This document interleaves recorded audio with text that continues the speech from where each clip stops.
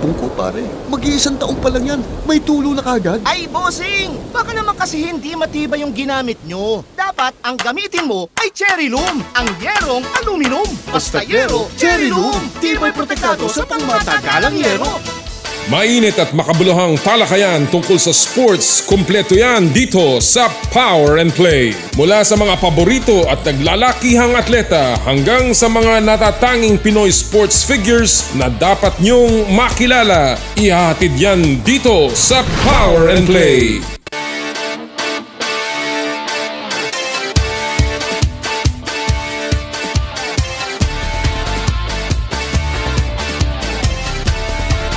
Kapwa ko Pilipino, ipagmalaki ang galing na meron tayo.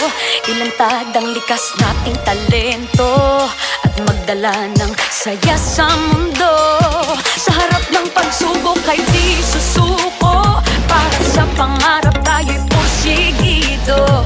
Magpakitang gilas na at huwag magpatalo, ipagdiwang natin ang Pilipino. Yan ang Pinoy. Mula noon at hanggang ngayon, talento natin ang bida. Mula sa simpleng bakuran hanggang entablado natin ipakita. May pagsubok man ng Pinoy, pinalalakas ng saya. San man tayo sa pulo, Chumbe, Sibay, Lakay, Amiga.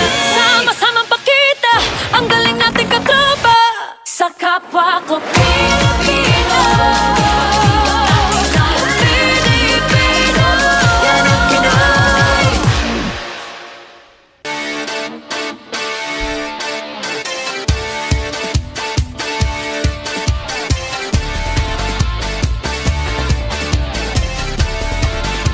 Practice at paghahanda, isang malaking bahagi ng tagumpay sa palakasan. Pag-usapan natin ngayon yan dito po sa inyong paboritong kasalo tuwing Sabado ng umaga.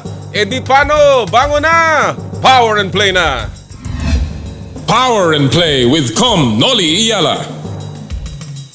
Isa pong maulan pero magandang umaga sa inyong lahat, mga kapatid. Nagbabalik po dito sa TV5 Media Center. Ito po ang Power and Play. Hatid sa inyo ng Cherry Loom, ang yerong may aluminum, Cherry Tigo. It's fun to drive. Chooks to go, ang nag-iisang manok ng bayan. True religion where passion meets power. And of course, we are powered by smart.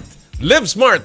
Magandang umaga po sa inyong lahat, mga kapatid. Ako po si Noli Iyala at tumantuwa na muling nagbabalik po dito sa ating studio. Naku, talagang na-miss ko lahat ng mga tao dito, ha. Ang ating pong mga kasama, ang ating executive producer, of course, si Mike Santillan, si Tintin, ang ating makeup artist. Naku, matagal-tagal din, ha, na tayo po'y hindi nakapag-broadcast dito, pero iba pa rin ang pag-uwi sa ating bansa. Iba pa rin po kahit na gaano kaganda ang iba pang mga lugar at tanawin sa iba't ibang dako ng mundo, iba pa rin po ang inyong sariling bayan. Kaya po tuwan-tuwa po ako na muling magtanghal dito po sa ating studio. Siya nga pala, gusto nating pasalamatan lahat po ng umagapay. Iba talaga pagka ang panahon ngayon, no? Teknolohiya, kahit nasaan ka, pwedeng mag-taping, pwedeng mag-live broadcast, and of course, pwede magtanghal. Again, nagpapasalamat po tayo sa lahat ng tumulong sa atin while we were away. Binabati po natin lahat ng ating mga tagapakinig, ha. Na-miss ko yung mga suki natin. Magandang umaga sa lahat po ng mga nakikinig sa Radyo 5, 92.3 True FM. Dito na tayo sa totoo. Lalong-lalo na po ang mga nasa sa mga bus terminals, ha. Yung po mga nakikinig sa kanilang mga sasakyan na mga pauwi sa kanilang mga bayan o probinsya, yung pong mga security guard na mga nakikinig sa kanilang mga transistor radio. Good morning, magandang umaga po sa inyong lahat. And of course, sa 1PH on Signal TV, na Channel 1 po yan. Kamusta po kayong lahat dyan sa mga emergency room, ha? Yung mga clinic, yung mga naghihintay po dyan sa mga ospital, sa mga clinics, yung pong mga call center agents na nakikinig din po sa atin, and of course ang ating pong mga suki sa mga tanggapan nila. And of course, we'd like to greet everyone all over the world via our Facebook Live coverage. Buenos dias, magandang umaga, naimbag nga bigat kada kayo amin sa lahat po sa inyo, sa buong mundo at sa buong Pilipinas, lalong-lalo na po dyan sa Calgary, Alberta, Canada, dyan po sa San Jose, California, and of course sa lahat po sa Middle East, sa Saudi Arabia at sa Dubai. Magandang umaga po. Naku, makulimlim ang umaga dito sa Metro Manila. Sayang at long weekend pala itong weekend na ito dahil sa Lunes po ay ating selebrasyon ng Independence Day, Philippine Independence Day, ang ating pong araw ng kalayaan, araw ng kasarinlan. Sana po ay kayong lahat ay nasa mabuting kalagayan at nag-i-enjoy ng inyong long weekend. Alam nyo, natatandaan ko nung mga panahon na ako po yung sumasali pa sa Dragon Boat Team at kami po yung nag-iensayo dyan sa Manila Bay. Kahit umuulan, kami po ay nag-iensayo. Kami po ay sumasagwan. Basta pinapayagan ng Coast Guard at hindi malaki ang alon, tuloy po. Kahit na yan ay may ulan, kahit na masama ang panahon, basta pwede. Dahil po, alam naman natin na ang paghahanda, ang ensayo, ang practice ay mahalaga sa tagumpay sa kahit ano pong larangan at kahit na anong laro ng isang atleta, koponan, sa larangan po ng palakasan. Actually, hindi lang naman po ito sa palakasan, kung hindi sa lahat po ng aspeto ng buhay. Yung pong paghahanda, halos 80% na po yan ng inyong tagumpay kung tayo ay maghahanda ng matiwasay, ng mahusay, at ng kumpleto. Yan po ang ating topic ngayong araw pong ito, ang paghahanda, dahil palapit na po ng palapit ang FIBA World Cup dito sa Pilipinas. Ang paghahanda ng Gilas Pilipinas, inanunsyo na nga po yung 21-man pool ng Gilas Pilipinas at nandun ang maraming mga pangalang ating inaabangan. Pero meron din pong mga pangalan na tila wala dun sa listahan na inilabas ng Samahang Basketball ng Pilipinas. Isa pong pangalan dyan ay ang pangalan ng ating malaking manlalaro, ang ating basketball phenom, 7'3", Kai Sotto, na kung saan siya po ay ating inaasahan na makakasama dyan dahil kailangan nga natin, ika nga ni Coach Chot Reyes, ang malaking koponan. And Kai Sotto is one of the few big men that we have that may have a chance to go up against the taller players ng ibang bansa. Mamaya po ating makakausap si Kai Sotto, exclusive dito po sa Power and Play. Actually, ito po ay ating na-tape nung tayo nasa Canada pa. Dahil dapat last Saturday natin siya may interview. Nagkaroon siya ng napakaraming mga commitments, lalong-lalo na sa mga mini-camps. At na-arrange lang po yung interview on Sunday evening sa Canada or Monday morning dito po sa Pilipinas. At ating pong ibinangko yan at ating ipapalabas mamaya po ang ating exclusive one-on-one interview with Kai Sotto at ang kanyang sports agent na si Tony Ronzone ng Wasserman Sports. Mamaya po yan. Pinag-uusapan din po natin ang paghahanda. Naku, maswerte tayo dahil sa ilang minuto bago dumating po ang finals o Game 4 ng NBA Finals sa pagitan ng Miami at ng Denver, kung saan ang Nuggets ay lamang po ng 2-1 sa seryeng ito. Makakausap po natin ang ating kaibigan, NBA correspondent at spin columnist si Homer Sayson live from Miami. Mamaya po yan para bigyan tayo ng konting sidelights and of course highlights ng mga paghahanda ng dalawang koponan leading to the pivotal Game 4. And mamaya din po, atin po susubukan makausap ang isa pang naghahanda para sa opening ng perhaps the biggest volleyball tournament ng PVL sa kanilang kasaysayan with 13 teams, yung pong PVL Invitational. Mamaya susubukan po natin makausap si Mr. Ricky Palu. So, marami po tayong nakalinya and of course marami tayong pamimigay na mga premyo dito po sa inyong paboritong kasalo tuwing Sabado ng umaga. Simulan na natin mga kapatid sa pamamagitan ng ating Sports Weekly Highlights. Power and Play with Noli Iyala. Ilang minuto na lang ay magsisimula na po ang Game number 4 ng NBA Finals sa pagitan ng Denver Nuggets at Miami Heat. Crucial ang laro lalo't iiwasang mabaon ng Miami sa 1-3 series deficit. Sa kasaysayan ng NBA, isang team pa lang ang nakabangon sa 3-1 lead kaya siguradong pukpukan ang magiging laban mamaya. Gilas News naman, simula na ng paghahanda ng national team para sa FIBA World Cup at inanunsyo na ang 21-man pool para sa torneo. Siyempre, bida ang mga naturalized players na sina Utah Jazz guard Jordan Clarkson at fan favorite kabayan Justin Brownlee. Nandyan din ang mga overseas Pinoy hoopers na sina Kai Sotto, Dwight Ramos, Kiefer Ravena, 3D Ravena, Bobby Ray Parks Jr., Jordan Heading, Carl Tamayo at si Renz Abando. Debuting sa men's pool si AJ Edu. Habang kabilang din ang iba pang miyembro ng SEA Games Redeem Team na sina Chris Newsom, Calvin Oftana at CJ Perez. Present din ang mga veteranong ng PBA na sina Scotty Thompson, Jamie Malonzo, Japet Aguilar, Poy Eram, Junmar Fajardo at Roger Pogoy. At kukumpleto sa pool ay si Ange Kwame. Update naman sa isa pang pool member. Pumirma ng isang taong extension sa Ryukyu Golden Kings ng B-League si Carl Tamayo. Si Tamayo ang kauna-unahang Pinoy import sa Japan na nanalo ng title sa liga. 16 games lang ang nilaro ni Tamayo sa una niyang sabak sa Japan. May averages siya na 2.5 points, 1.3 rebounds sa 8 minutes average per game. Sa volleyball naman, kinumpirma na ng PVL na 13 koponan, wow, ang dami nito, ang magbabakbakan sa paparating na Invitational Conference. 8 ang mga dati ng parte ng liga kabilang ang defending champions Creamline Cool Smashers. 2 mga bagong teams naman ang nadagdag ang Jerflor Defenders at Farm Fresh Foxies at ang comebacking na Photon Tornadoes. May 2 namang foreign guest teams na hindi pa inaanunsyo ng liga. Sa June 27 na magsisimula ang hampasan. Abangan nyo po yan, ha?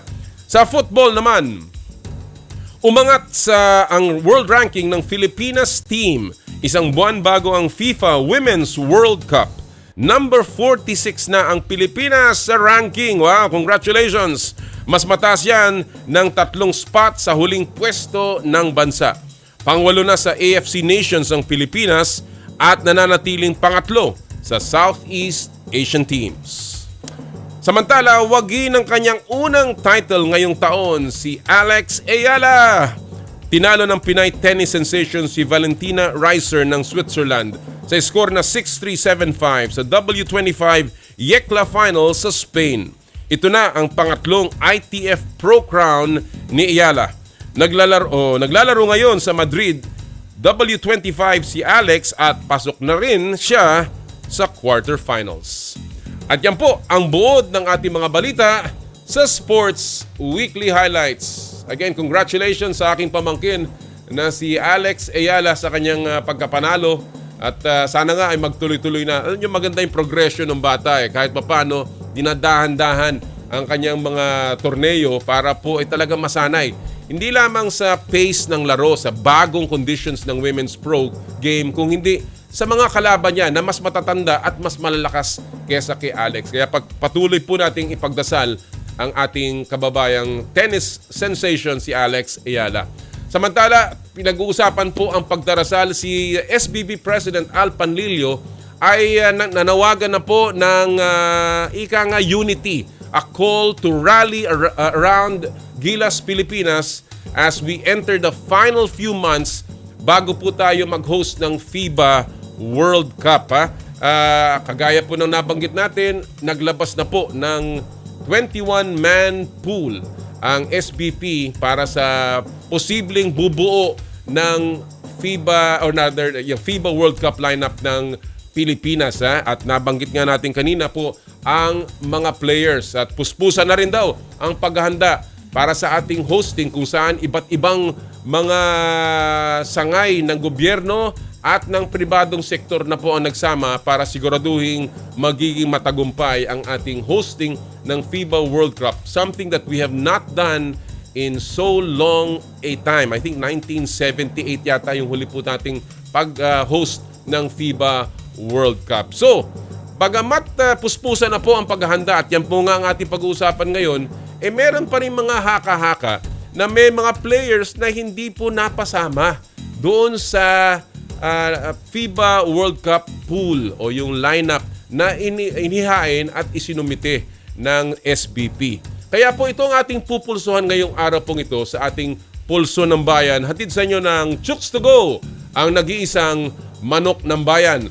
Ang ating pong Pulso ng Bayan ay patungkol po sa Gilas pool. At ang ating tanong, simpleng-simple lang po, sino pong player sa inyong pong palagay ang gusto nyong madagdag sa Gilas pool para sa FIBA World Cup? Marami pong players ang hindi nailagay dyan. Kabilang na mga collegiate at kasama na rin po ang mga PBA players, pati na ang mga naglalaro overseas. Kaya, sinong player ang gusto nyo madagdag sa Gilas pool para sa FIBA World Cup? Kung gusto nyo po makisali sa ating huntahan, magpadala lamang po ng inyong kuro-kuro sa aking Twitter account @NoliIyala.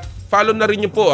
At of course, sa ating Power and Play Facebook page. Mamaya, we will randomly pick out some comments to read over the air. Again, ito pong Pulso ng Bayan na hitid sa inyo ng Chooks to Go, ang nag-iisang manok ng bayan. Alright, bago tayo magpatuloy, isa mo muna pong paalala mula sa ating mga kaibigan sa Joyride Super App, ang bago ninyong kasundo.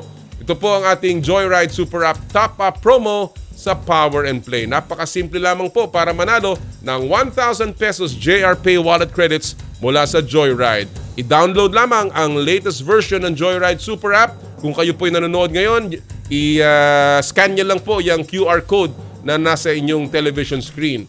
Kuhanan ng screenshot ng inyong app's home screen kasama ang account name.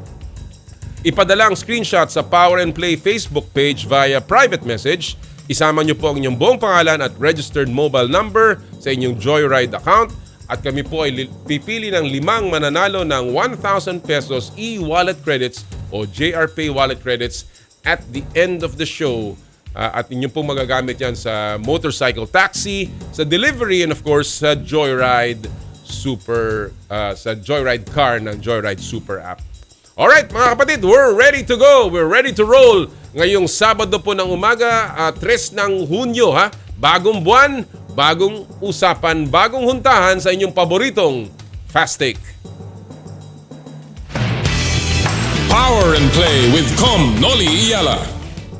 At ang Fast Take ay hatid sa inyo ng Cherry Tigo, it's fun to drive. At ngayong araw pong ito, ang ating mga kasama, mga balik Fast Takers, mga talaga namang batikan, veteranong, mga sports writers. Walang iba kung hindi si Philip Mattel at si Ray Hoble. Magandang umaga, Philip and Ray. Magandang umaga, Noli. Thank you for joining us. Good morning. Naku, exciting, although maulan, pero palapit na ng palapit ang FIBA World Cup. Kaya talaga tayong natutuwa, talagang very, very excited. Pag-usapan lang natin muna yung FIBA World Cup. And I wanna ask you, Philip, ikaw muna siguro, itong hindi availability ni Jordan Clarkson at ni Kai Sotto, who by the way, makakausap natin right after this, ay hindi nakakagulat, pero obviously nakaka-concern. Philip, sa tingin mo ba makaka-apekto to sa kanilang tsansa na mapili sa ating lineup for the World Cup? Posibleng malaki ang mag-iepekto na ito para sa akin, Noli. Kasi di ba, patagal nga ang magiging training camp ng Gilas Filipinas. Nagbigay daan po lahat kasi PBA nagtanggal na ng Philippine Cup and such. So malaking bagay ang preparation, ang chemistry building para sa isang team na gustong makapasok sa Olympics bilang highest ranked Asian team.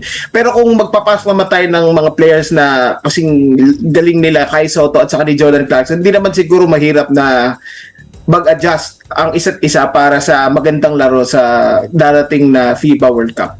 In other words, talagang at the end of the day, bagamat sinasabi ni Coach Chot, availability will be very, very important. Iba pa rin ang talent and skill na world class. Hindi naman tayo pipili na panlaban lamang dyan sa mga kung saan-saan. Ito po yung World Cup at ayaw nating mapahiya. So again, ang sinasabi mo, Philip, konting leeway, konting understanding ang ating gustong hilingin sa ating mga decision makers dyan sa SBP.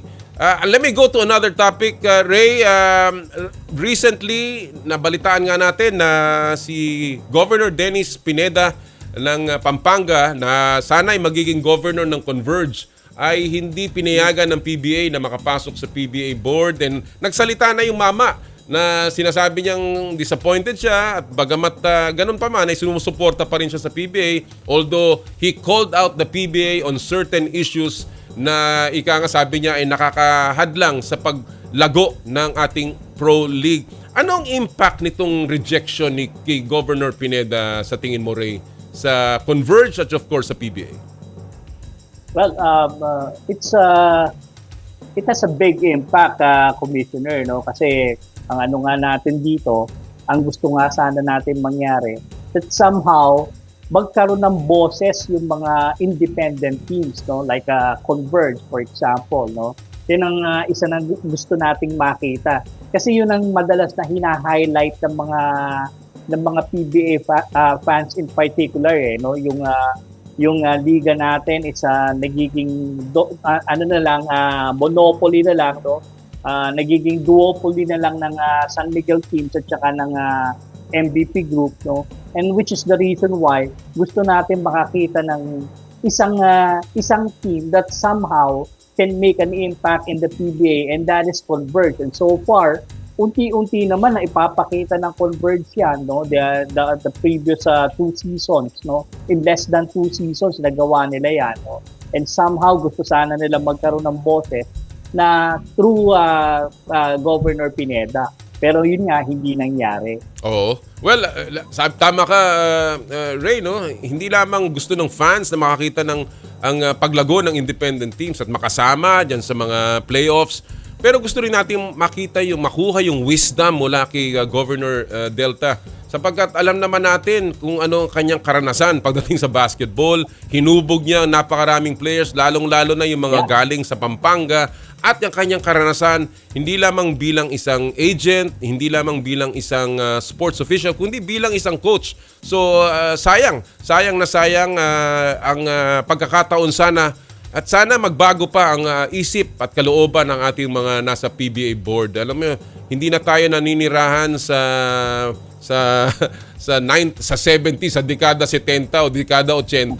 Malayo na narating ng basketball. Sana maging mas open-minded pa ang ating PBA Board of Governors. Alright, at this point, let's go to our fast take issues. Alam nyo na ang drill dito, Philip and Ray. Simpleng-simple lamang ang inyong opinion ang mahalaga, and of course, bato-bato sa langit.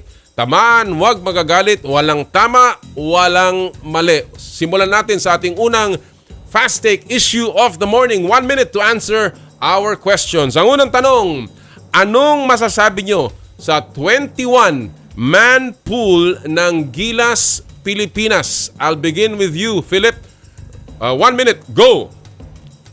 Ang masabi ko sa 21-man pool ng Gilas Pilipinas ay maganda. Ito ay may halo ng veterans and new players. May kita natin yung veterans na si Junmar Fajardo, Japeth Aguilar, and such. Kung makakalaro sila, masasama sila sa final lineup. Magiging record ito, 3 straight FIBA World Cups.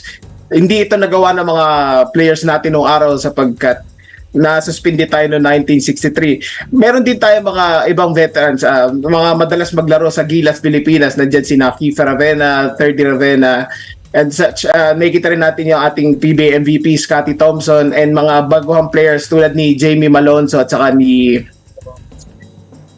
at ng mga iba pa.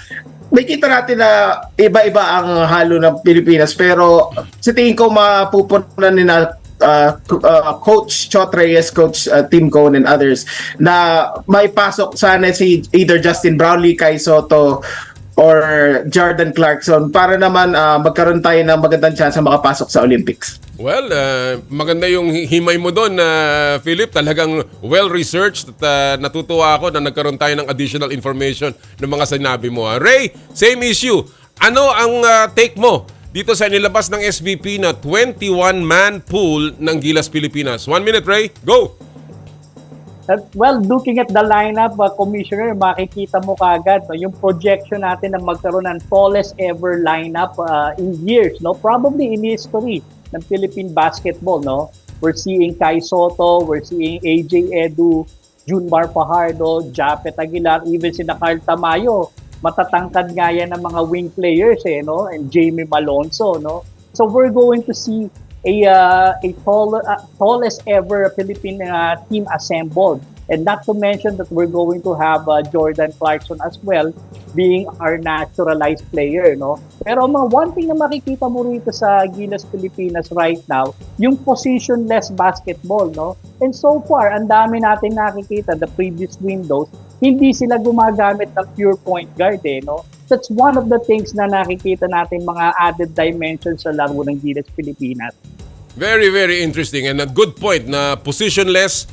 Halos lahat ng pinili mga player dito ay very versatile. At tama rin yung punto ninyo na napakatangkad nitong kupunan na to. I do not envy Coach Chot Reyes. It will be very, very difficult given the situation. But again, sana ang mapipili niya ay yung mailulusot tayo dun sa group stage. Because suntok sa buwan na talaga yung pagpasok sa Final 8 dyan. Pero yung makalusot man lang sa group stage, talagang malaking bagay na yan. At pag ating tiningnan ang ating mga kalaban, Italy, Dominican Republic at Angola, malalaman na natin kung sino ang pwedeng tumapat sa kanilang mga mabibigat na player.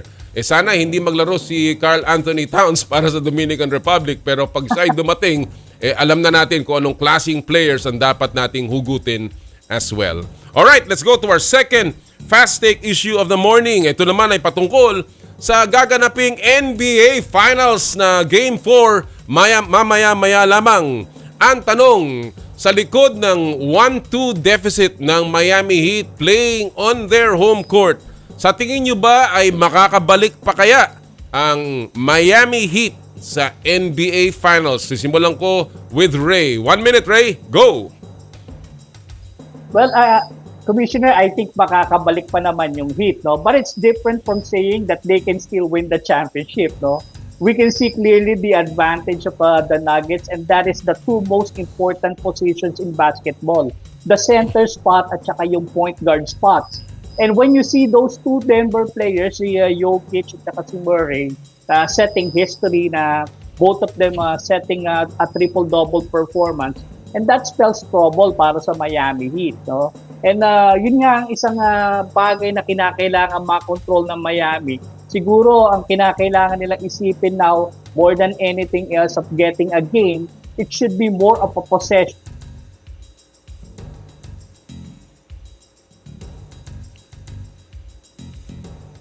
Mukhang nabitin tayo, naputol ang linya ni paring Ray Hoble. Ray, yung last few sentences mo, ano yon? Anong nabanggit mo doon? Naputol ka ng konti. I just felt that Miami needs to think about having it more of a possession game rather than getting a game out of the series, no? And that should probably get back them into the series. Well, very, very confident words at maraming mga Miami Heat fans ang matutuwa dyan, Ray, sa mga sinabi mo. Philip, same issue. Sa likod ng 1-2 deficit ng The Heat ng Miami, makakabalik pa kaya sila sa NBA Finals? 1 minute, Philip. Go! Ang tingin ko mamaya ngayong Game 4, mananalo ang Miami. So maitatablo nila ang serye sa 2-all.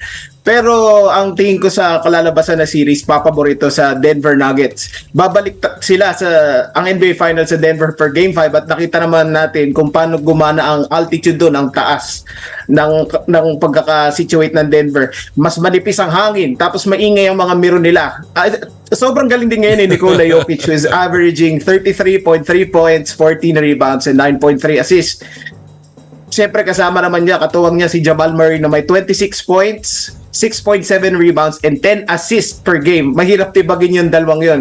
May halong swerte rin ang takbo ng Denver, and rightfully so. In my opinion, they deserve to win the NBA championship this year. Pero hindi naman natin minamaliit ang kapasidad ng galing ng Miami na makabalik, lalo-lalo na sa pangunguna ng ating kababayang coach Eric Spoelstra. 8 seed nakapasok sa NBA Finals, pangalawang beses pa lang ito.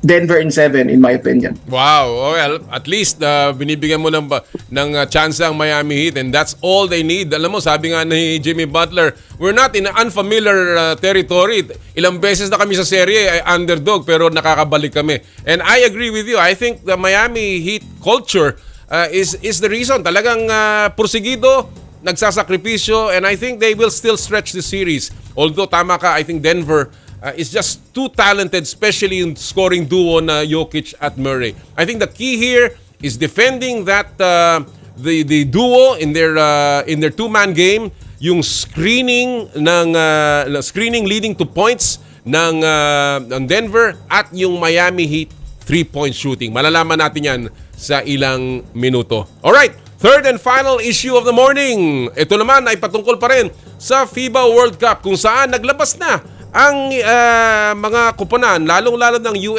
Team USA, ng kanilang mga players na maaaring makasama sa kanilang lineup. So ang tanong, sinong NBA player ang gusto nyong makitang maglaro sa Manila sa FIBA World Cup? I'll begin with you, Philip. 1 minute, go! Kahit wala pa siya sa lineup, naturally, as a Boston Celtics fan, gusto kong makita Jason Tatum. Wow! Pero unlikely maglaro siguro si Jason Tatum kasi naglaro na siya ng pagkakahaba-haba, 2019 FIBA World Cup, NBA Bubble, 2020 Tokyo Olympics, 2022 NBA Finals, tapos tong Eastern Conference Finals, all deep runs. So baka magpahinga muna siya to prevent such injury. Pero sino ba namang hindi gusto makita yung laro niya? Mahaba siya, magaling umiscore, tapos pogi pa. So JT, please come to Manila. Pero kung wala naman si Jason Tatum, obviously ang gusto ko makita, the next best thing, well, he is not the next best thing, he is the best thing on this planet, Nikola Jokic. Absolutely. Tingin ko, sasakay na maraming matandang Celtics fans, parang Larry Bird siya maglaro. Triple doubles, efficient shooting, tapos ang mga pasa nakakabighani panoorin. Sakto, mapapanood natin ang laro ng Serbia sa Smart Araneta Coliseum, tapos kung ma-advance man sila sa next round sa Mall of Asia Arena. Nakakatuwa yung mga sinabi mong pangalan. Kinikilabutan na ako marinig lang na nandyan yung mga Jokic at Tatum. Naku, Diyos ko. Ray, same question. Ito'y katuwaan lamang, ika nga, ating mga hindi naman masamang mangarap. Sinong NBA player ang gusto mong makita maglaro sa Manila sa FIBA World Cup? 1 minute, Ray, go! Of course, if you will ask me as a fan, I would like to see LeBron James. No? Not just because I'm a Laker fan, because I still believe he's one of the best players in the NBA or in the world. But I don't think he is playing, no. But I'm curious to see Steph Curry as well, if he's going to play for Team USA or not. Oh. But of course, we're going to see Nikola Jokic there. And realistically, you can watch Karl Anthony Towns up close and personal when Gilas plays Dominican Republic. Grabe. And then of course, there's Giannis, no, who will play for Greece. As sportswriters, we can only wish, as opposed to being realistic, because binibigyan lang kami ng limited spots, no? Kung saan venue ka lang naka-assign, doon ka lang pupunta. Ganun ba? Oo. Yeah. So isang designated area lang ang ibinibigay sa amin. Well, still, parang Disneyland para sa ating lahat ito. Nadadating ang ating mga paborito. It will be the happiest place on earth pamula ng August, sa katapusan ng Agosto. Ako, basically, lahat ng sinabi nyo, kung makakarating yan, ako yung matutuwa. But I'd like to see Victor Wembanyama na maglaro dito for France, and of course, si Joel Embiid, ang aking idol sa Philadelphia 76ers. Marami pa yan, but of course, tayo'y mag-iintay na lamang ng mga anunsyo as the FIBA World Cup gets closer and closer. Philip and Ray, maraming salamat sa oras na binigyan niyo sa amin ngayong araw na to. Ingat kayo and enjoy your long weekend. Maraming salamat, Com Noli, sa pagkakataon. Maraming salamat. Thank you, Sir Ray. Yan po mga kaibigan, Philip Mattel and of course Ray Hobles, a fast take. Again, wonderful takes, and naku, talagang nakakakilig, no? Yung maririnig nating mga dadating na mga player. Naku, Diyos ko. Kayo po, kung hindi pa kayo nakakakuha ng ticket, kumuha na kayo, pero medyo mataas ng konti ang presyo. Sulit naman ho yan Once in a lifetime makakarating sa ating bansa itong mga players na ito. And of course, yung mga hindi makakapunta doon, manood po kayo sa ating coverage dito sa TV5 network. Alright, bago tayo mag-break, isa muna pong paalala mula sa ating mga kaibigan sa Smart. Puso Pilipinas is a movement to celebrate the Filipino athlete powered by Smart. Follow them on Facebook, Instagram, Twitter, and YouTube. Get a chance to win exclusive Puso Pilipinas merch by sharing their Facebook page in your social media accounts with hashtag Puso Pilipinas. The Giga Life app is the latest mobile app from Smart that lets you discover and enjoy your passions with the different Giga promos. It can be downloaded and used by Smart Postpaid, Smart Prepaid, Bro Prepaid, and TNT subscribers via the Apple or Google Play Store.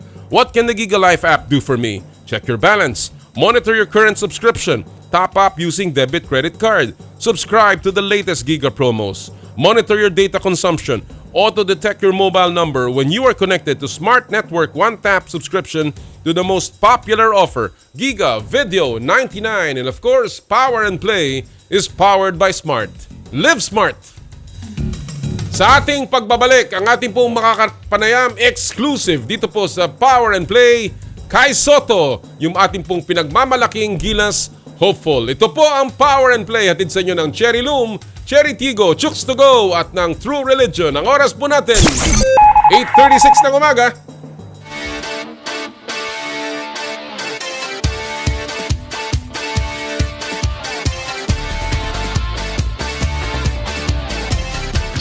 I dare to dream big. To be a voice of my generation. To inspire resilience in the face of roadblocks. And in sharing my stories, I let others share in my passion.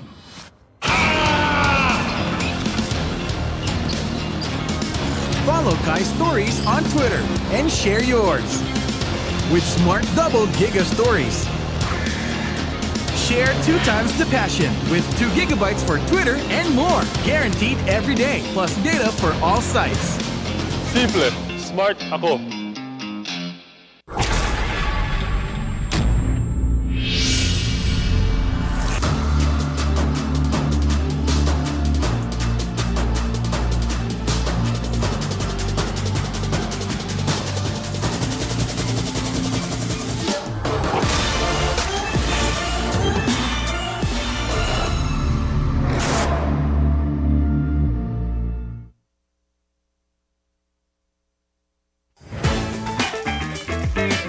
Nag-uumapaw sa real chicken juice. Naswak sa panlasa ng buong pamilya. Available in sweet roast, pepper roast, at harissa roast variants. Chooks to Go. Masarap kahit walang sauce. Tawag na sa Chooks to Go Delivery Hotline 8687-1010 o online sa chookstogodelivery.com or via GrabFood at Foodpanda.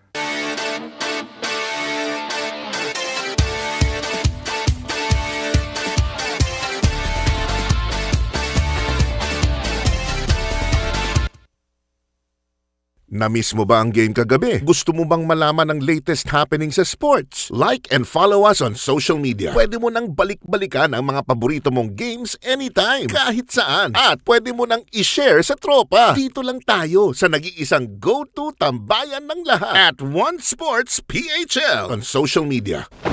Mukhang kailangan ko na naman palitan ng bubong ko, pare. Mag-iisang taong pa lang yan. May tulo na kagad. Ay, bossing! Baka naman kasi hindi matibay yung ginamit nyo. Dapat ang gamitin mo ay Cherry Loom, ang yerong aluminum. Basta yero, Cherry Loom. Tibay protektado sa pangmatagalang yero. Bawat tatay hangad ibigay sa anak ang hindi niya natikman nung bata siya. Ngayong Father's Day, ipagdiwang natin ang mga ama na puhunan ng pagod, pasensya at panahon para sa'yo. Huwag ka mag-alala. Si tatay na bahala. Tutuloy ka sa college. Para sa anak na babae, siya ang unang lalaking minahal at laging mamahalin. Dapat singwidi siya ni Papa. Para sa anak na lalaki, siya ang role model, ang first and forever best man. Pa, siya na ang gusto kong pakasalan. Huwag sana kalimutan ang papel niya sa buhay natin. Nandito man siya o wala na. Happy Father's Day mula sa inyong mga kapatid sa Radyo 5 True FM. Dito tayo sa totoo. Mukhang kailangan ko na naman palitan ng bubong ko, pare. Mag-iisang taong pa lang yan. May tulo na kagad. Ay, bossing! Baka naman kasi hindi matibay yung ginamit nyo. Dapat ang gamitin mo ay cherry loom, ang yerong aluminum. Basta yero, cherry loom. Tibay protektado sa pangmatagalang yero. May masolve kayang kaso? Isog ka nga doon, huwag mo akong siksikin. Pwede ba? Kanina pa kita nahalata. Naapiktado ka na nakadikit ka sa akin. Isa pa. Anong isa pa? Hahalikan mo na ako. Isa pa, tatadyakan ko na yung mukha mo. Hindi ako maghulog sa'yo. O may feelings na mabuo?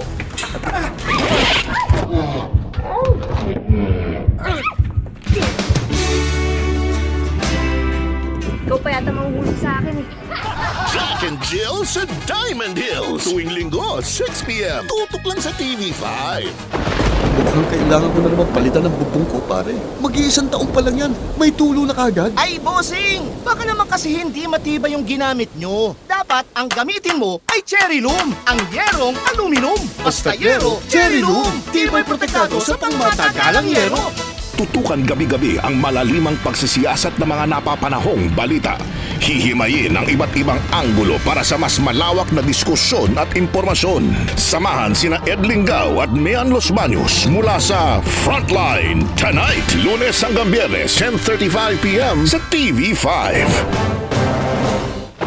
Mukhang kailangan ko na naman palitan ng bubong ko, pare. Mag-iisang taong pa lang yan. May tulo na kagad. Ay, bossing! Baka naman kasi hindi matibay yung ginamit nyo. Dapat ang gamitin mo ay cherry loom, ang yerong aluminum. Basta yero, cherry loom. Tibay protektado sa pangmatagalang yero.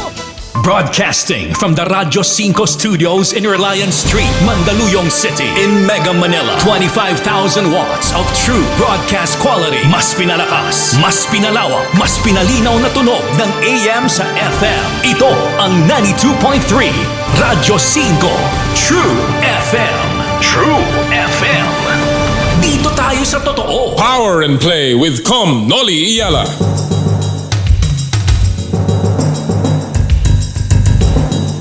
Sa mga nag-aabang po ng NBA Finals, nagsimula na ang game number 4 between Denver at Miami. Sa kasulukuyan, tabla sila 2-all sa game 4 dyan po sa Miami. Mamaya magkakaroon tayo ng live report mula kay Homer Sayson from the Kaseya Center sa Miami, Florida. Alright, at this point mga kapatid, nung isang pong araw, kagaya na nabanggit natin, nakausap po natin si Kai Sotto na ngayon ay nagtitraining sa Amerika sa mga mini-camps in the hope that he will still make his NBA dream. Sinabi niya ang kanyang commitment sa Gilas, Filipinas ay buong-buo. Kasama po yan sa dalawang gusto niya mangyari sa kanyang buhay, ang paglalaro sa NBA at makapaglaro para sa kanyang koponan sa national team. Ito po ang ating interview with the basketball phenom from the Philippines, 7'3", Kai Sotto. At kasama na po natin ngayon ang, of course, ang pinag-uusapan ng lahat at ang pinakahihintay ng lahat. The man, the player, the star that we all are hoping will come out, and fulfill his dream. And of course, maybe also help our team reach the heights of triumph. No other than our precious gem, Kai Sotto. Magandang araw, Kai. Good to have you on Power and Play. Thank you for having me. It's a good day today, and let's get this going. Yeah, I know. I'm very happy. Alam ko na biglaan ito, and I'm just so happy that nagawan tayo. And I'd like to thank, of course, Chao Espaldon for making this possible. First of all, Kai, let me. You finished your stint with the Japan B-League, and you had impressive numbers, even though you were limited in your games, only 19 games played. How would you describe your B-League stint so far? I think it was a good experience. For me, the NBL season ended early, so I talked to Tony Tadas, my agents. I told them I wanted to keep playing. I wanted to stay in shape. So Japan, the B League was one of the best options for me to continue playing. And they found me a team and played in Japan. And it was a good all-around experience. 8.9 points, 6 rebounds, 1.4 assists, 19 games played. Definitely a big coming out for you in Japan, and I'm sure you will continue to play well. Best experience so far, Kai, sa B-League. What has been the best experience for you in Japan? Best experience in Japan, outside basketball court, maybe the food. The food there is sobrang sarap na pagkain. But sa court, I think making it to the playoffs was special for me. That's my first playoffs in my professional career, and another good experience was sharing the court with other Filipino players. You know, sila Kiefer, Matthew Wright, Carl, those guys. It was special for me. Yeah, it was really fun. Well, you know, everybody was watching you, of course, even in the Philippines, following your every game, and of course playing with all those Filipino players that you mentioned. But of course, aside from the best part of your the best experiences that you've had in Japan, I'm sure you've also had your own challenges, Kai. Ano naman ang the challenges that you went through as you played in the Japan B-League? Yeah, the challenges. I think I came to the league. I came to our team a bit later, so it's a different challenge to adjust as quick as possible. So and yeah, I have no idea who I played against. Yung team sa kalaban, wala akong masyadong kilalang players, so everything was for me. So yeah, it was a challenge, and but it was a good challenge because I was in a pretty good team. My teammates were pretty good, my coaches. So I think para sa akin, I had a good all-around experience, even though it was not easy, but it was a good experience. Meron ka ba na-discover sa sarili mo, Kai, during that stint in Japan that you did not know about yourself? You know, after playing all those games in Australia, then you move on to Japan. Was there something that you discovered in yourself that maybe even surprised you? I think it's just pushing myself, even though minsan your body is not 100%, but you still gotta push through. Especially us heading into the playoffs, we want to win. Obviously, we had the chance to make it to the playoffs, and then we had a chance to advance. Unfortunately, we did that, but it's just playing in those games, just pushing myself to give my 100% every time I step on the court. Even though we weren't the top team heading into the playoffs, we were the underdogs, but. Yeah, it was a good experience. It was a good challenge. It was tough games. We lost, but we learned a lot from those games. You played in Australia. You played in the National Basketball League. Of course, you played in the US as well, and then now you end up, of course, playing in the Japan B League with the Hiroshima Dragonflies.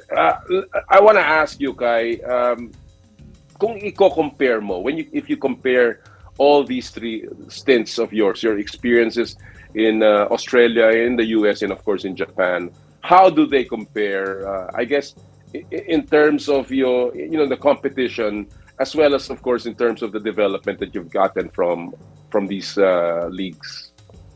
I think US, Australia, and Japan all in all helped me a lot. In terms of development. It's NBL and B League is two different leagues. As you know, B League is in Japan, and the imports are usually big guys. So usually every game I'm guarding one of the top three players on their team. So it's a different type of challenge. Where in Australia, all around, from 1 to 5, everybody's pretty good. There's not a lot of mismatches in Australia because everybody's pretty talented. They're a bit taller than Japanese players. So, NBL and Japan is both different type of game, but having to experience both of them it's a good thing for me, for my development, and for my experience as well, learning a lot from playing in those two leagues. Are you happy with the exposure that you got in both leagues, as well as, of course, the playing time that you got, and getting exposed to, as you said, to these very, very tough conditions of the tournaments? Yeah, I mean, for me as a young player, exposure is a very big thing. It's very important. So after my NBL season, we didn't make the playoffs, so our season ended early. So instead of resting, instead of just doing nothing, I told my agents I wanted to keep playing. So they gave me a good situation in Japan, and I kept on playing, and it was a good experience. So I think that this whole year has been a very busy year for me, but I really learned a lot, and feel like I've gotten better this year, and it was a good season. Obviously, this is something that, as you said, it was a very good year. One after the other, nagkaroon ka ng opportunity to play. Perhaps it may be serendipitous in a way, dahil your team in the NBL did not make the playoffs, and then of course you went to Japan and you still played. Will this be a trend? Assuming, and I'm not going to talk about yet your plans in the NBA, but will this be a trend, if ever, that you will play both leagues in the future? I mean, it still depends where I play. Right now, I'm not really looking too much on the future. I'm just trying to focus on the present, on what I'm doing today. So many things can happen in the next couple of months. So I'm just trying to focus on what I can do today, and whatever happens after that, happens.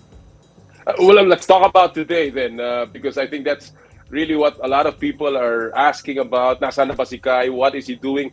Obviously, we've heard about your joining the Utah minicamp. And at this point, let me bring in as well your agent from Wasserman Sports Agency, no other than Tony Ronzone. Tony, good day. Thank you for joining us as well.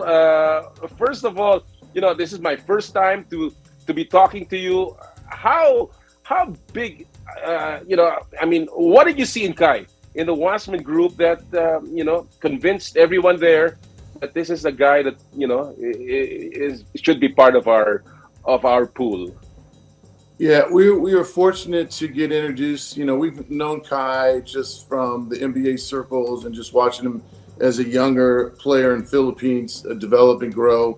And then we got introduced to him by Patty and Marie from East West, brought us to our attention, and Tadas and I kind of took it, by the reins to, put together a plan for Kai. And, we, hindsight, wish I had him about 2 years ago, but we have him now, and we're taking it step by step. And like he said, is the future he's concentrating on today. Today is his goal is to get better every day. Our plan for him is to develop him, to learn the NBA game, to learn how to be a pro, all and above. You were, and obviously your experience with the NBA is extensive. You were an executive of the NBA, or at least of the teams in the NBA once upon a time, and now you are one of the bigger sports agencies in the U.S. Tony, are those experiences of Kai in Australia and Japan going to be big in terms of maybe his NBA dream? There's no question, because you figure a lot of the players that enter to the draft, they've been in college for 2, 3 years, 4 years, some of them. Kai had to leave his home country, the Philippines. He had to learn to live on his own in Australia. He had to learn to live on his own in the USA. He had to learn to live in Japan and go to another league, learn to play with different coaches, different teammates, learn different defenses, different offensive, schemes of how to play the game, the terminology. As he's with us right now in our Wasserman facility in LA, We're teaching him how to play the NBA game. Again, new terminology when he goes to these mini camps. It's a constant learning process for Kai. So it's a lot thrown at him at once, and he's doing a great job adjusting to it. And when he goes to these mini camps, he's going against 25, 27-year-old men who are hungry, who want a job in the NBA. And so Kai is going in there against men. He's a 21-year-old. He hasn't done this for a long time. He's been 2 years in Australia, and then he went to Japan. And, Japan is a grown man league, too. It's all Americans that are 6'10" and 7 foot, and they're 28 years old. And so Kai's learning a lot right now, and he's doing a fantastic job. And again, with the team we have behind him, he's got complete support with Patty Marie and with Tadas and I in the Wasserman Group, with his father, his family, so he and the Filipino nation, of course, who is all crazy and love the game. And so we have a plan, and we're just taking it day by day. And we could talk later in this about, our next steps moving forward for Kai. Absolutely. So I want to talk about today. And Kai, you just came from your Utah mini camp, of course. Tell us a little bit about that. How was that? What did you go through in the camp? And was it all that you expected? It was good. I think it was a good experience. First of all, Utah, it's a different place. It's got a higher altitude, so it made us. It was harder to breathe. Like during the mini, they were already saying, "Oh, you gotta prepare for the altitude. You're gonna be a little more tired." And I'm like, "Okay, I'm ready for it." But everybody, it's like 26 of us at the mini camp, and everybody got tired early, but it's just a lot of competing, a lot of 5-on-5, a lot of just playing your game. They just give you the opportunity to play, and then just push yourself, and hopefully play good today. And then there's another mini camp training the next day, so it's 2 days of mini camp, and I think it's a good experience. It's my first time doing it. I had fun. I have more mini camps prepared, but terrific.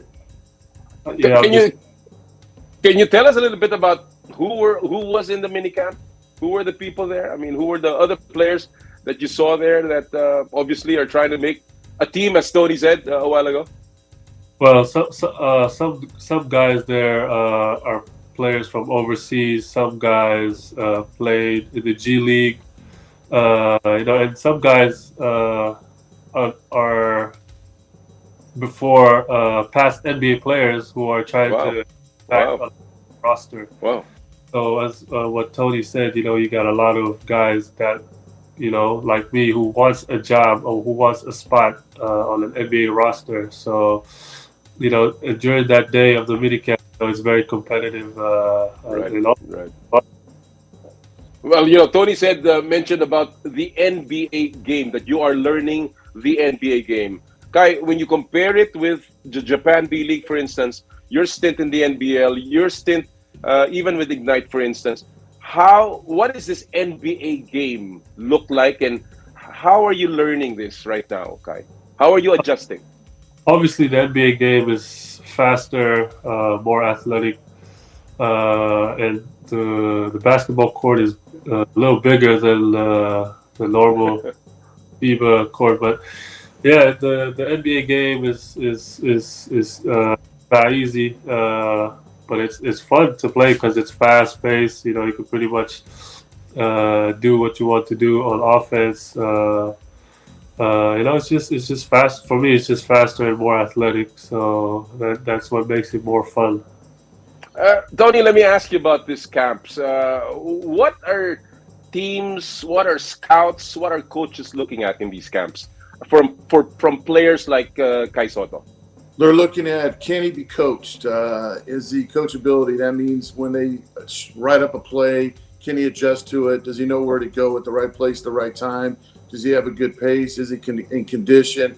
How does he attack when he's getting double team on the post? Can he throw the ball out of the post? Can he make a play if he has a smaller guy on him? Can he go over his left shoulder, right shoulder? Can he run the floor? Does he make good decisions when he has the ball? They're looking at all those aspects of the foot skills, the hand skills, and the mental skills. You know, like he's talking about the altitude in Utah. They want to know, can he adjust to it? Does he quit? Does he keep fighting through it? As they know, all players are getting tired. Those things are very important. They're looking at all aspects of his game. Can he play against stronger guys? That's the biggest thing, is the strength factor. Is, you know, for Kai, he's a younger guys that are big, just their bodies aren't developed. As a 27-year-old guy that's played in the pros and had to play overseas and has come back now. So they're looking at all those factors of his game and how he adjusts, and does he play with no fear? You know, is he affected by playing against a guy that's 270 pounds on the post? Does he back down? You know, those things are really important that they're looking at from a coach standpoint. Well, you know, and when you talk about this, I know we've read that, Kai, you will be going to other mini camps. How significant is a mini camp as well as the NBA Summer League for Kai's dreams of making the NBA? It's very important because we're educating these teams on who Kai Sotto is. They're seeing, has he improved since his days at G League Ignite? Has he improved playing in Adelaide? Has he improved playing in the B League? Does he want it? Does he have the heart? Is he hungry?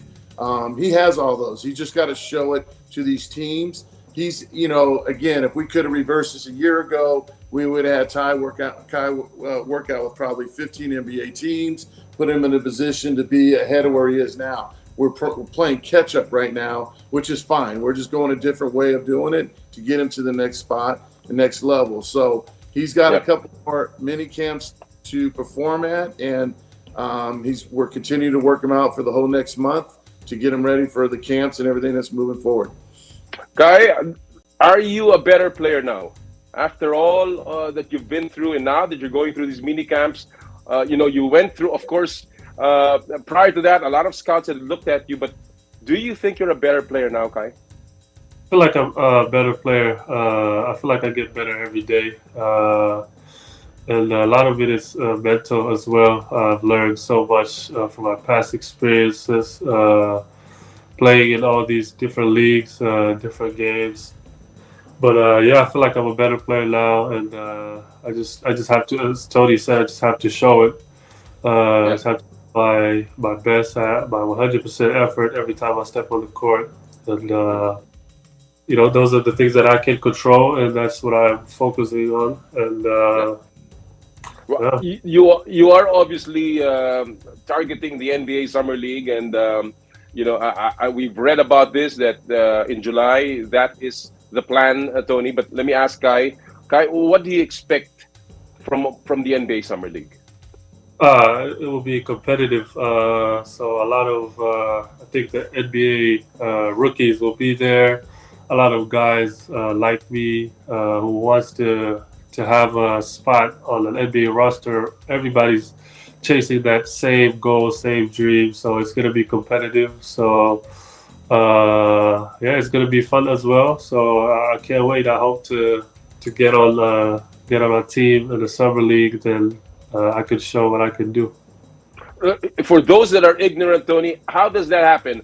Does Kai get picked by a team? Do you put him in a team? What is the process?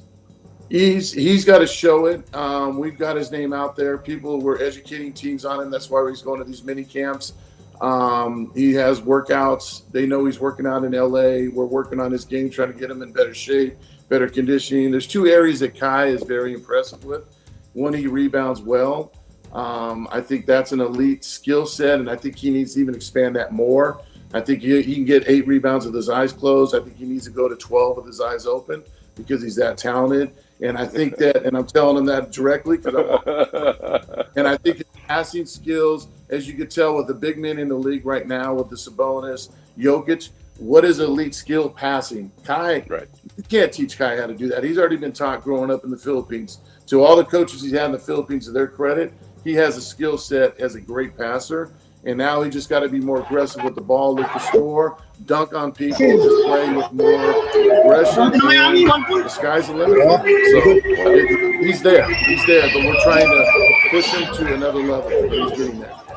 Well, we're getting very excited. I'm getting very excited, and obviously everybody will be looking forward to seeing Kai play in the NBA Summer League. But of course, before that, there are certain quarters in the Philippines, obviously, that are asking about our national team because the FIBA World Cup will be played in the Philippines as the main host of the 2023 FIBA World Cup. Now, Kai, Derechahan, are you playing or planning to join the Gilas pool? Well, first of all, I never said no to represent my country. I've been playing for my country ever since I was 14 years old. I don't get what other people are saying about me not wanting to join, blah, blah, blah. I'm not trying to listen to it. As I said, I'm just focusing on the now. I don't want to focus on much of the other stuff. Tony can explain more about that, but yeah, I never said no to play for my country because that's my dream ever since I started playing basketball. It's like my top two dreams to make it to the NBA and represent the national team. So.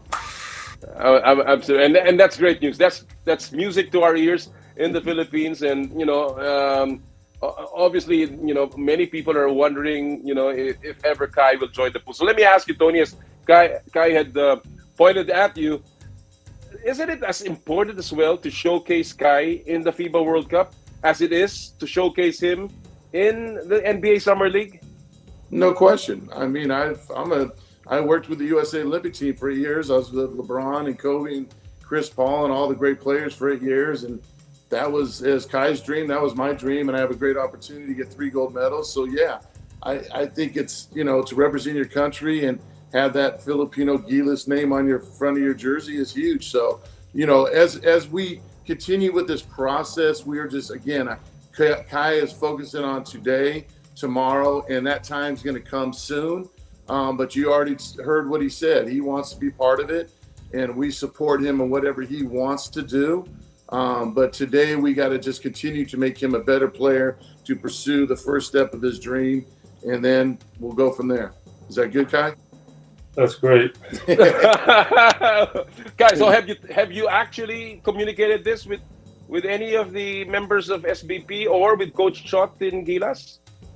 Me, no, I haven't spoken to anybody. Oh, really? Yeah, I don't know. I guess Tony will speak to them, but for me personally, I haven't been messaged or yeah. So that's. So from you to us, how much of you can commit to Gilas? Let's say they say that they want you in the FIBA World Cup to play. How much of that? How much can you commit to the national team? Well, obviously, FIBA World Cup is a really big opportunity for me as a player, and also it's going to be in the Philippines. So why would a guy like me want to miss that? So I mean, every chance I get to represent my country is a blessing. So as I said, it's 2 months from now. So. As I said, I'm here in the U.S. trying to focus on these mini camps, in summer league, and then whatever happens after that happens. In that sense, Tony, because I know that Coach Chot Reyes, the head coach of the national team, has said that availability will be very important in terms of how all of these players in the pool and when they start training abroad. Is that something that has been plotted in by your group for Kai Sotto?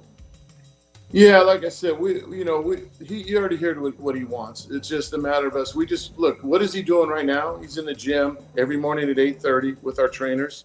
He is working on his game, learning to become a better player. He is getting constant education of becoming a better player. He's working on his body. He's training. He has played as much as anybody probably in the world the last year. So that moving forward is pretty exciting if I'm from the Philippines, because I know that I have Kai Sotto that's played over, 60 games coming into the summer, that he's ready to go. So he's going to be in great condition. He's going to be ready to go. And again, we're just trying to focus on Kai, on getting better tomorrow when he wakes up, when he comes to our facility. All right. Well, I know that I've taken a lot of your time, but let me end with this, Tony. And before I end with Kai, Tony, how far is Kai Sotto from his NBA dream?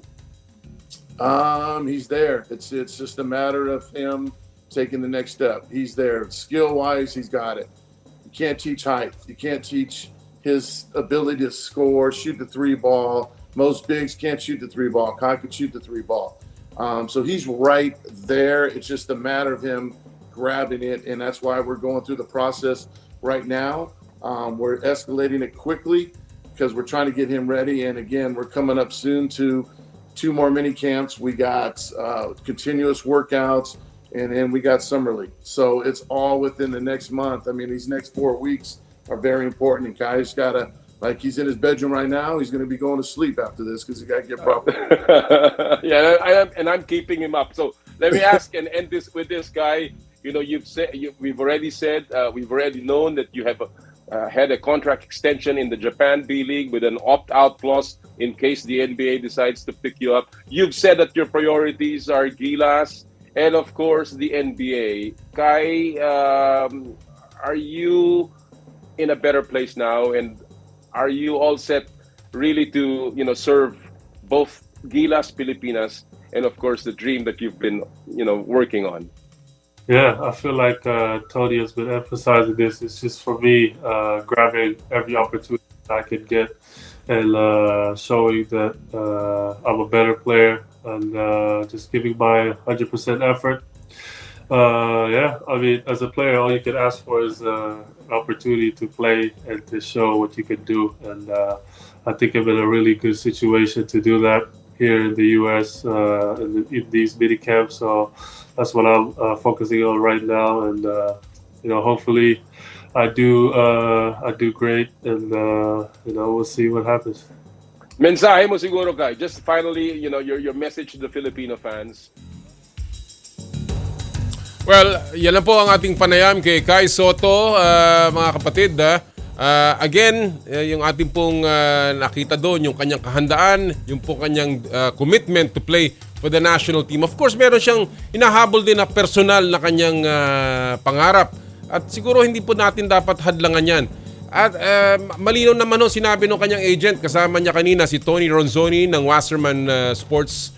Sabi niya, kasing halaga ng FIBA World Cup, yung paglalaro niya sa FIBA World Cup, ang kanyang paglalaro sa NBA Summer League. So, nakikita niyo po na sila talaga ay merong plano. Sana po huwag nating alisin yan sapagkat at the end of the day, hindi lamang si Kai ang magbebenepisyo kung hindi ang buong bansa. Alright, yan po. Maraming salamat again kay Chow Espaldon sa kanyang pagbigay sa atin ng panahon para sa ating interview with Kai Sotto.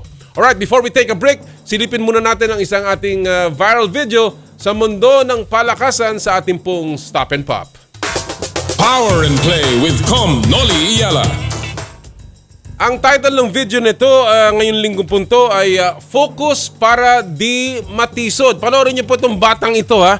Kakaiba ang training pagdating sa dribble, sa football. Bukod sa matinding cardio, ang kailangan sa treadmill, kailangan niya pang iwasan ang mga obstacles na yan. Sa murang edad, ipinakita niya ang balance, coordination at stamina. Hindi malabong makita natin yan, batang yan, sa mga pro club ilang taon mula ngayon. Pero ngayon, siya ay nasa ating Stop and Pop.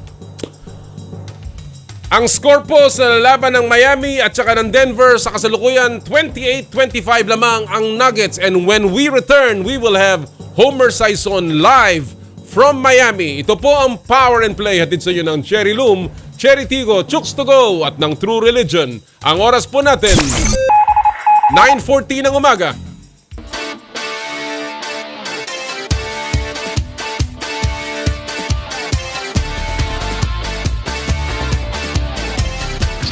I dare to dream big, to be a voice of my generation, to inspire resilience in the face of roadblocks.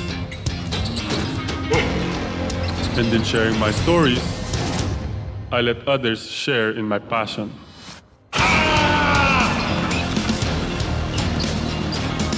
Follow Kai Stories on Twitter and share yours.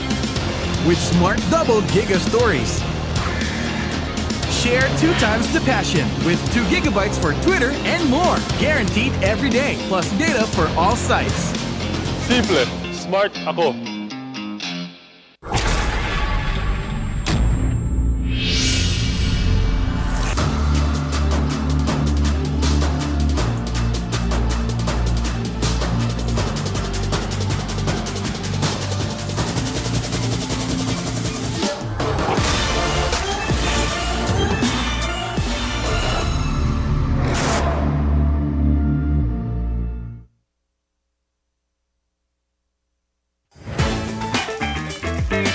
Nag-uumapaw sa real chicken juice na swak sa panlasa ng buong pamilya. Available in sweet roast, pepper roast, at harissa roast variants. Chooks to go. Masarap kahit walang sauce. Tawag na sa Chooks to Go Delivery Hotline 8687-1010 o online sa chookstogodelivery.com or via GrabFood at Foodpanda.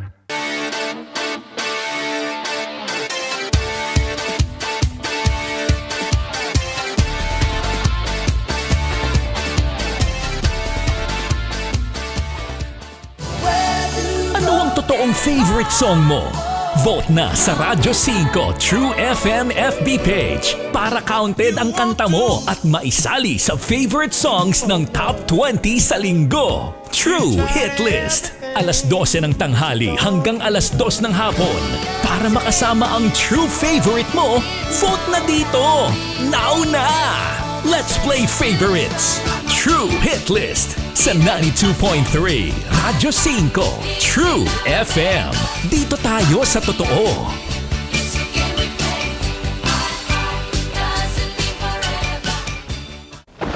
Mukhang kailangan ko na naman palitan ng bubong ko, pare. Mag-iisang taong pa lang yan. May tulo na kagad. Ay, bossing! Baka naman kasi hindi matibay yung ginamit nyo. Dapat ang gamitin mo ay cherry loom, ang yerong aluminum. Basta yero, cherry loom. Tibay protektado sa pangmatagalang yero.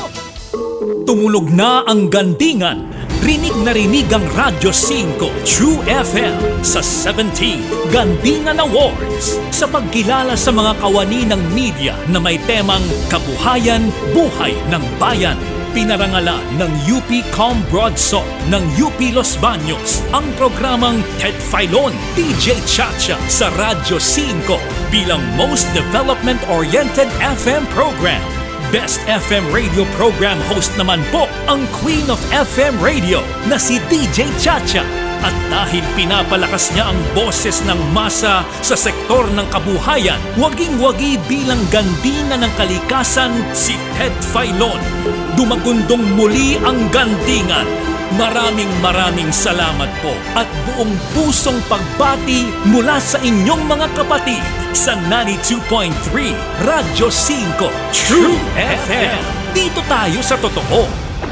Mukhang kailangan ko na naman palitan ng bubong ko, pare. Mag-iisang taong pa lang yan. May tulo na kagad. Ay, bossing! Baka naman kasi hindi matibay yung ginamit nyo. Dapat ang gamitin mo ay cherry loom, ang yerong aluminum. Basta yero, cherry loom. Tibay protektado sa pangmatagalang yero.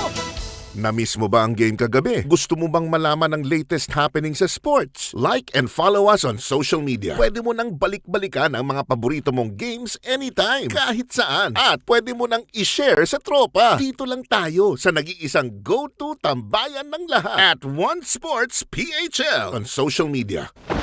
Mukhang kailangan ko na naman palitan ng bubong ko, pare. Mag-iisang taong pa lang yan. May tulo na kagad. Ay, bossing! Baka naman kasi hindi matibay yung ginamit nyo. Dapat ang gamitin mo ay cherry loom, ang yerong aluminum. Basta yero, cherry loom. Tibay protektado sa pangmatagalang yero. 25,000 watts ng totoong tunog ng FM radio. Totoong pinalakas, totoong pinagtibay ng mga batikang mamamahayag sa paghahatid ng news, public service, entertainment, music, information at inspiration para sa bawat kapatid, bawat Pilipino. Ito ang 92.3 Radyo 5 True FM. Dito tayo sa totoo. Power and Play with Noli Iyala.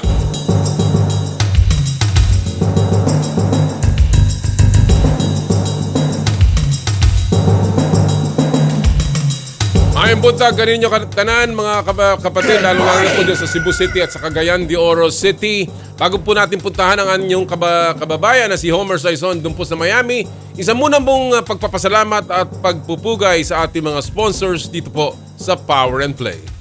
Sa Cherry Loom, ang yerong may aluminum. Sa ganitong pabago-bago ang panahon mga kapatid, sobrang init, minsan uulan, kailangan natin ng matibay at protektadong bubong. Dapat ang bubong ay yerong may aluminum. Kapag may aluminum, tsak na pang matagalan. At isa lang ang alam kong tikalidad na yerong may aluminum, yan ang Cherry Loom, tibay protektado sa pang matagalang yero. Cherry Loom, ang yerong may aluminum. Thank you! Cherry Tiggo 8 Pro, how neat it is to have a 7-seater SUV that has a powerful engine, world-class safety standards, and the latest tech features. Bet you didn't know that the all-new Cherry Tiggo 8 Pro has all these features and more at a very affordable price range.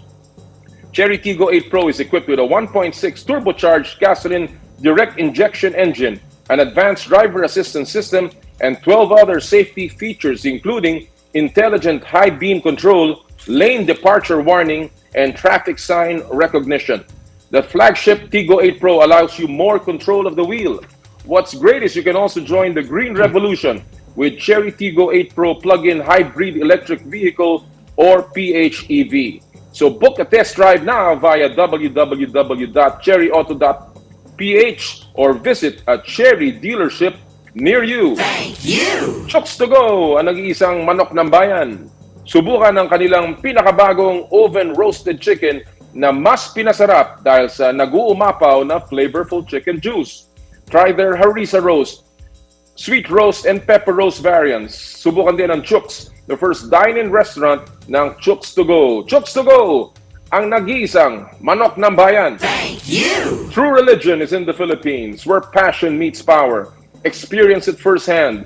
For your best style choices, visit True Religion at Conrad S. Maison Mall of Asia Complex, Resorts World Manila, Asienta Designer Outlet, Silang, Cavite. Visit their newest branch at Grand Wing, Newport City, Resorts World Manila. True Religion, where passion meets power. Thank you! Joyride, ang bago ninyong kasundo. Mga kasundo, first booking nyo, use promo code JRMC Taxi. 50% off on your first motorcycle taxi ride. Ano pa ang hinihintay nyo?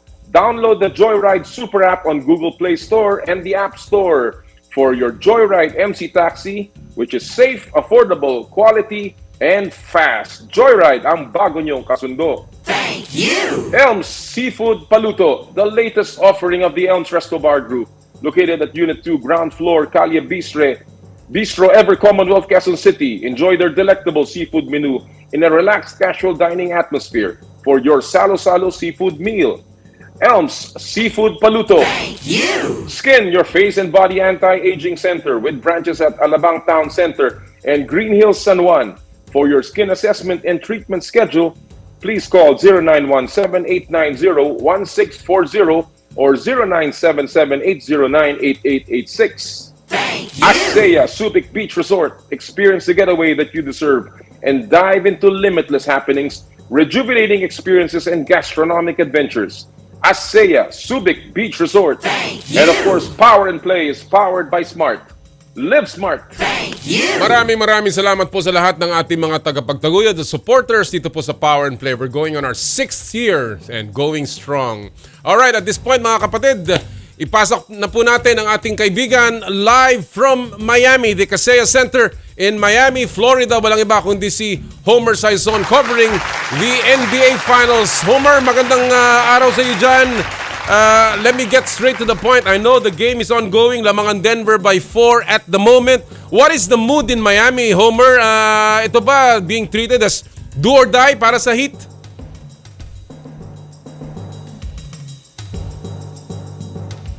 Homer, your audio.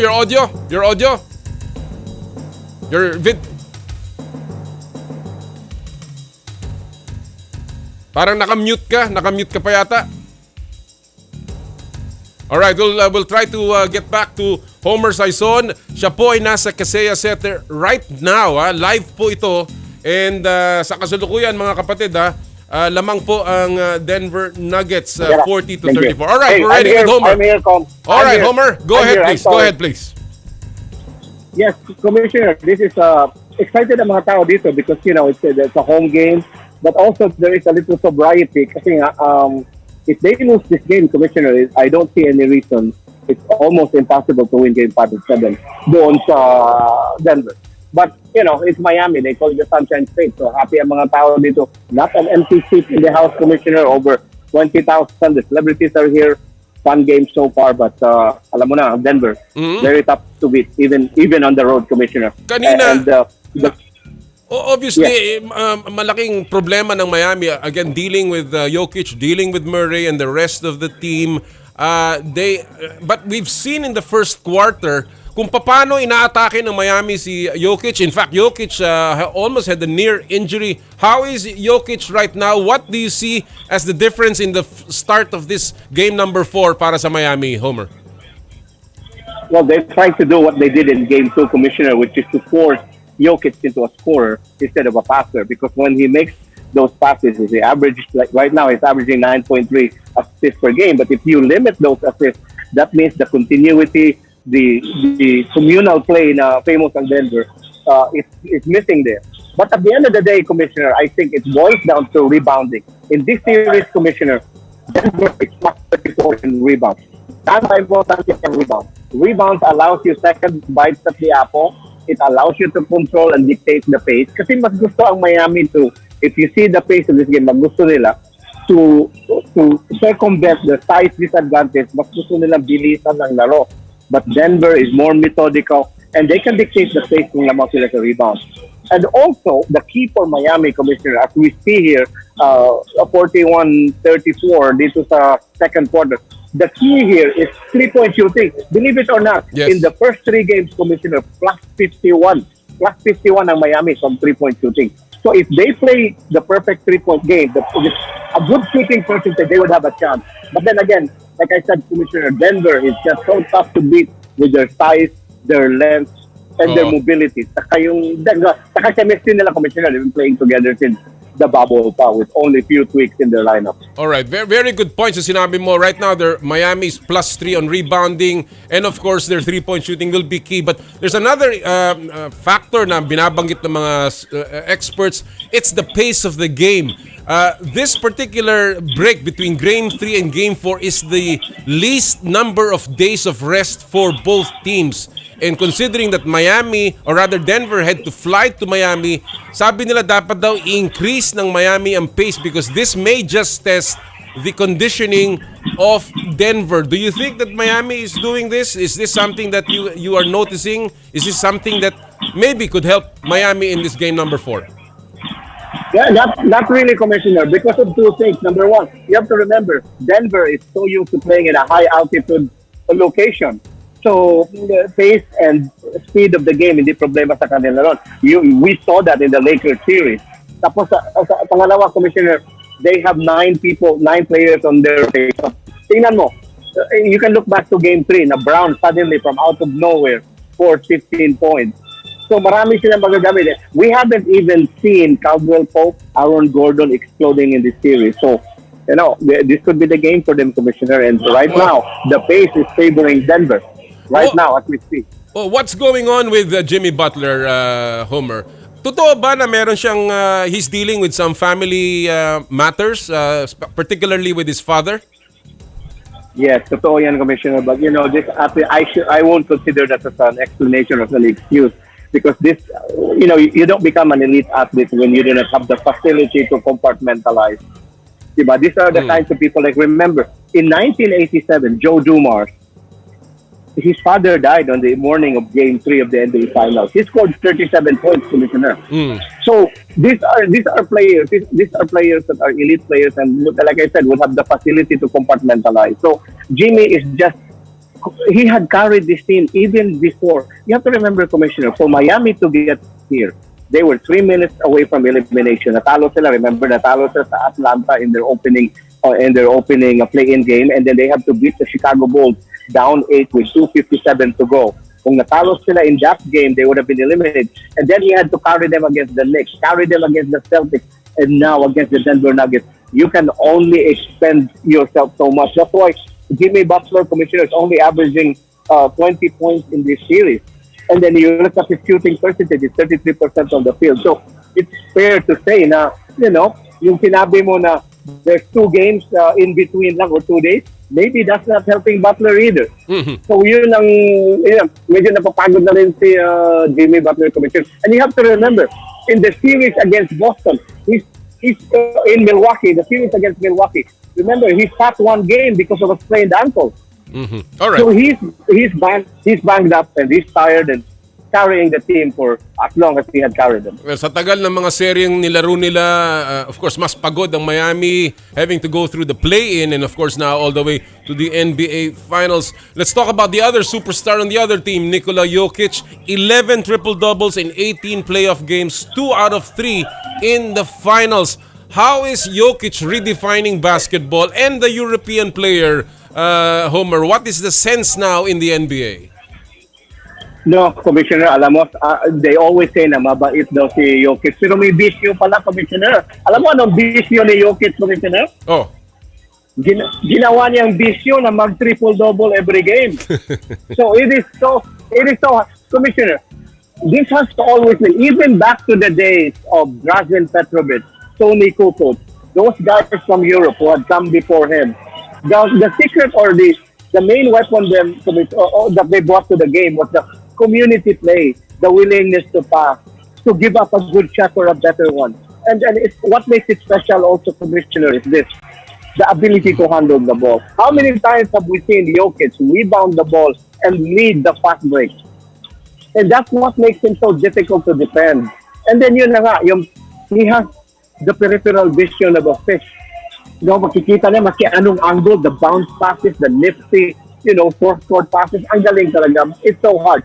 That's why everybody, it's so funny how, people are beginning to walk back their comments. Si Lisa Salters ng ESPN, sabi niya, I've never really seen him play before. Ang galing. And many people who had voted for Embiid suddenly said, I made a mistake. I should have voted Jokic. Jokic is the most underappreciated big star. But not anymore, Commissioner. We've seen him, the full arsenal. He can shoot a 3. Even LeBron James. Even Anthony Davis, they said, no, this guy's so hard to guard. Yeah. Because he brings to you a consistency that not many players bring. Di ba tingnan mo si Anthony Davis? What was the biggest knock on Anthony Davis? He cannot string 2 games together to save his life. Pero Jokic, win or lose, he gives you, the average niya, Commissioner, is out of this world. 33.3 points per game, 14 rebounds, 9.3 assists. And that doesn't even include the things that the statistics do not take track of, like yung dinidistract niya yung mga pasa because of his 7'4" wingspan, yung mga drives ng mga Heat players na distract niya because he's there.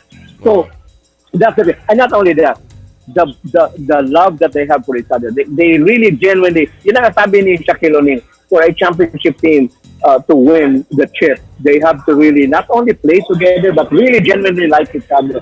That's what Denver is, Commissioner. Yes, and Talaga makikita. Even when I was in Denver, nung natalo sila game 2, the locker room, hindi sila galit, hindi, walang blaming.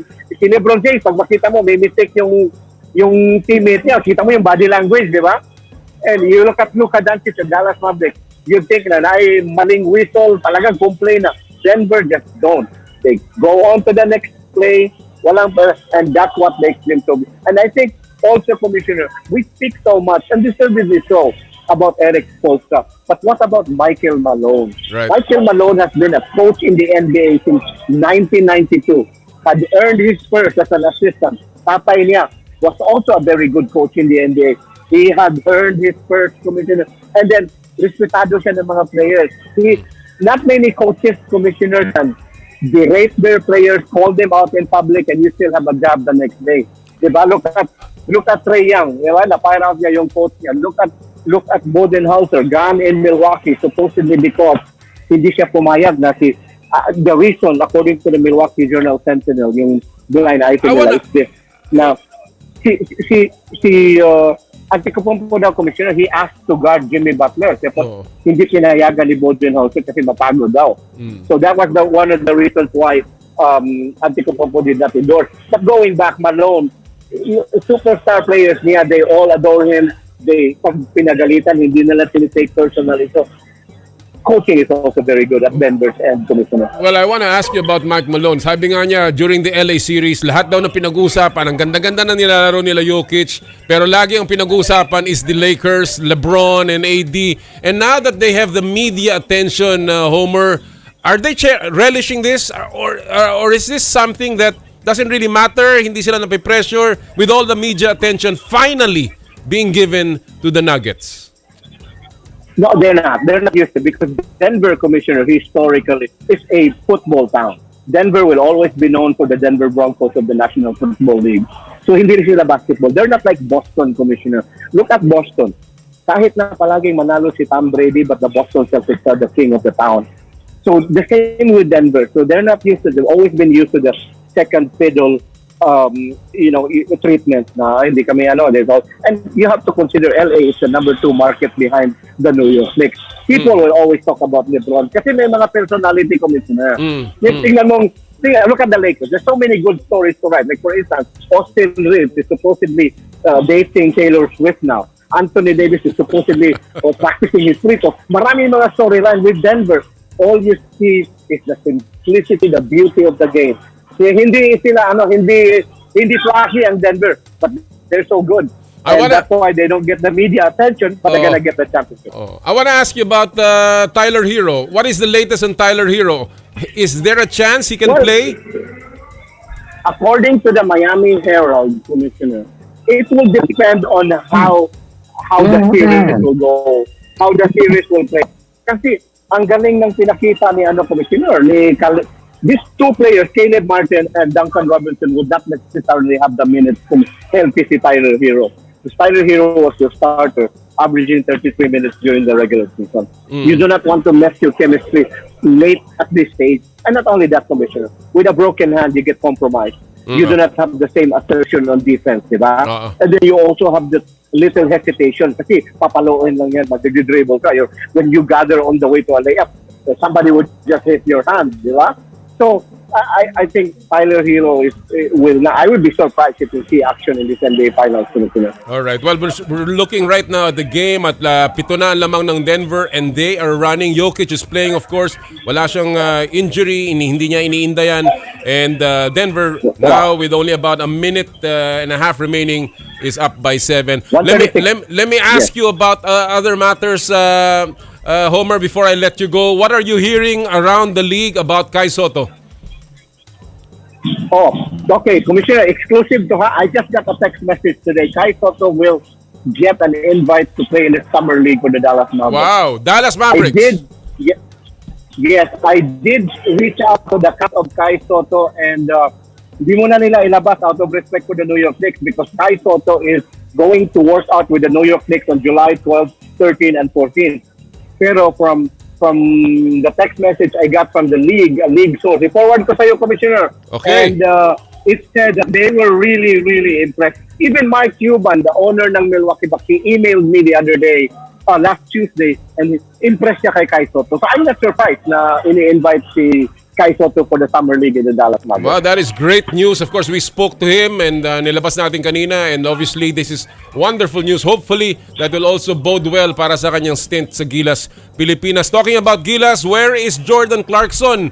Homer, ano ang kanyang condition right now and will he be ready to go para sa Gilas? Jordan Clarkson is in London right now, Commissioner, having some long the previous commitment. He will be back in the US sometime in late this month, and his family is Team Clarkson is negotiating with SBP right now kung lalaro siya sa World Cup. Meron lang mga sa mga stipulations sa contract, but eventually I think Jordan Clarkson is good to go as a player for Gilas in the World Cup, Commissioner. All right, Yes, go ahead, Commissioner. Go ahead. I got last 2 questions for you because malapit na mag-halftime. May sinulat ka sa column mo or sa post mo that there is a Filipino player that will be playing for the SK Knights. What is the clue? Ano ba ang latest dyan? Commissioner, I sorry to burst your bubble. I did not write that. Hindi ka ba noon? Naunahan ko pa pala ikaw. Meron daw maglalaro ng Pinoy player para sa SK Knights, and that's gonna be very interesting. But I will keep that. I think what you wrote about is Maverick Ahanmisi. Yes, that one. I did write that one. Okay, so ano ang latest kay Mav Ahanmisi, Homer? Nakausap kong kampo niya kagabi, Commissioner, just before I was about to board the plane last night, this morning in Chicago before I came to Miami. May offer ang San Miguel at saka TNT sa kanya, Commissioner. So, I don't know if it would be the 900,000 na hiningi niya sa Converge, but those are the two teams that have a very realistic chance of signing Ahanmisi kasi Converge has really burned the bridge when it comes to Ahanmisi. Hindi na siya babalik doon, Commissioner. So, San Miguel or pupunta ba siya sa TNT? Well, the rich get richer and the poor gets poorer. So, dating sa PBA. Yes. Commissioner, we should do a requiem mass on the parity of the PBA.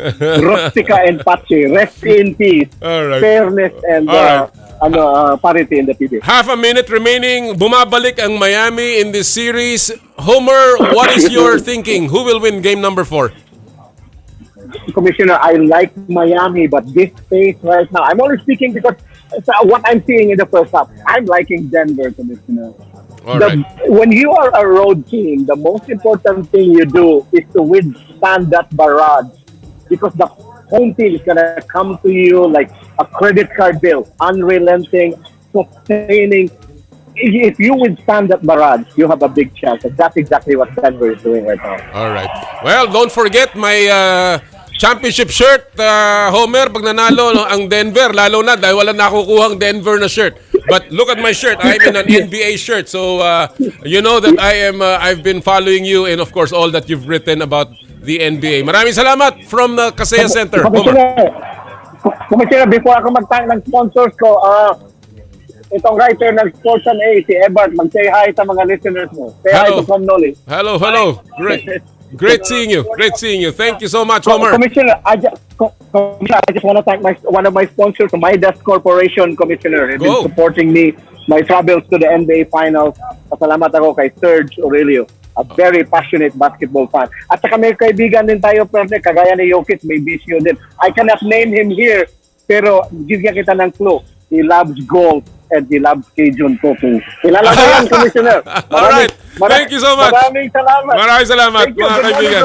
Thank you very much. Live from Miami, ang ating po kaibigan, Homer Sayson from the Kaseya Center. 55-51 ang score, 3.4 seconds remaining in the first half. Butler at the line and it's been a good first half so far. And again, patuloy po nating pag-uusapan ito hanggang sa kaduluduluhan ng show. Alright, bago po tayo maano dito sa NBA, pag-usapan naman natin ang magiging kampanya po ng ating National Women's Football Team na papunta na po sa FIFA Women's World Cup dyan po sa New Zealand and Australia. At mapalad po tayo ngayon na makakasama natin walang iba kundi ang Pangulo ng Philippine Football Federation sa kanilang paghahanda sa Women's World Cup. Walang iba kundi si Mr. Mariano Nonong Araneta. Magandang umaga. Good morning, Commissioner Yala. Thank you so much for joining us this morning, Boss Nonong. Unang-una, let me ask you kasi kamusta? Nabalitaan natin na nagsisimula na ang training camp ng Filipinas. Anong plano ng Filipinas right now, Nonong? Training camp muna kami sa Australia for 1 month. For acclimatation kasi parang winter sila doon, di ba? Mm-hmm. And then after that, then we go to our base camp in New Zealand. Mm-hmm. But may mga naka-line up kasi na friendlies. Okay. But we're still finalizing it, so I cannot say about these friendlies at the moment. But may naka-line up na friendlies against I think one European team also. And in Australia, sino ang ilang players ang dinala ninyo doon? At of course, sino-sino ang saan lugar sila maglalaro at mag-iikot? Ang camp namin is only in Sydney. In Sydney. No? All right. Pero we will be flying in the 25 players, I think. 25 players. Wow, ang dami ha. Yeah. Ang dami yan. Siyempre, kaya nga, tinatanong ako sabi ko, yung gastos dapat tumulong naman ng gobyerno. Tatanungin kita tungkol dyan, Nong, pero yung 25 na yun, kailan kayo magdi-decide kung anong final lineup? I think just before we go to New Zealand. Okay. And that is in about a month's time, no? Just before the beginning of the FIFA. Yeah, our first game will be on July 21 in Dunedin. All right. What is the mood sa kampo? Nonong, is there confidence that we are, of course, ang ganda ng balita, tumaas ang ranking ng ating koponan from 49 to 46. So what is the mood right now sa ating women's team? I think, they're yung mood nila talagang all-time high, I mean, very positive. Kasi, this is the first time that we will be playing in the World Cup. It's historical for the Philippines and for the Filipinas. So talagang, sabi nga natin we're not just there to show up. We're there to compete. Yes. So kailangan talaga, we have to prepare the team, and the team knows that. The players know, they know that it will take a lot of hard work, to be fit just before the World Cup. Sabi nga this will be the hardest 4 weeks of their life. Oo nga And what is the main focus of the camp, Nonong?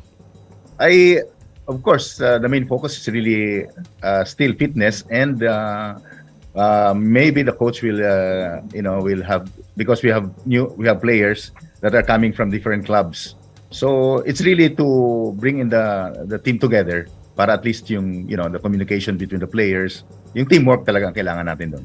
Okay. Well, napabalita nga yung binabanggit mo kanina na you are calling for help dahil hindi mura ang gagawin ng Filipinas sa kanilang training camp, sa kanilang paglalaro sa FIFA World Cup. Ano ba ang unang-una, ano ba ang pangangailangan ng ating koponan at sino-sino ang tumutulong na para sa ating team, Nonong?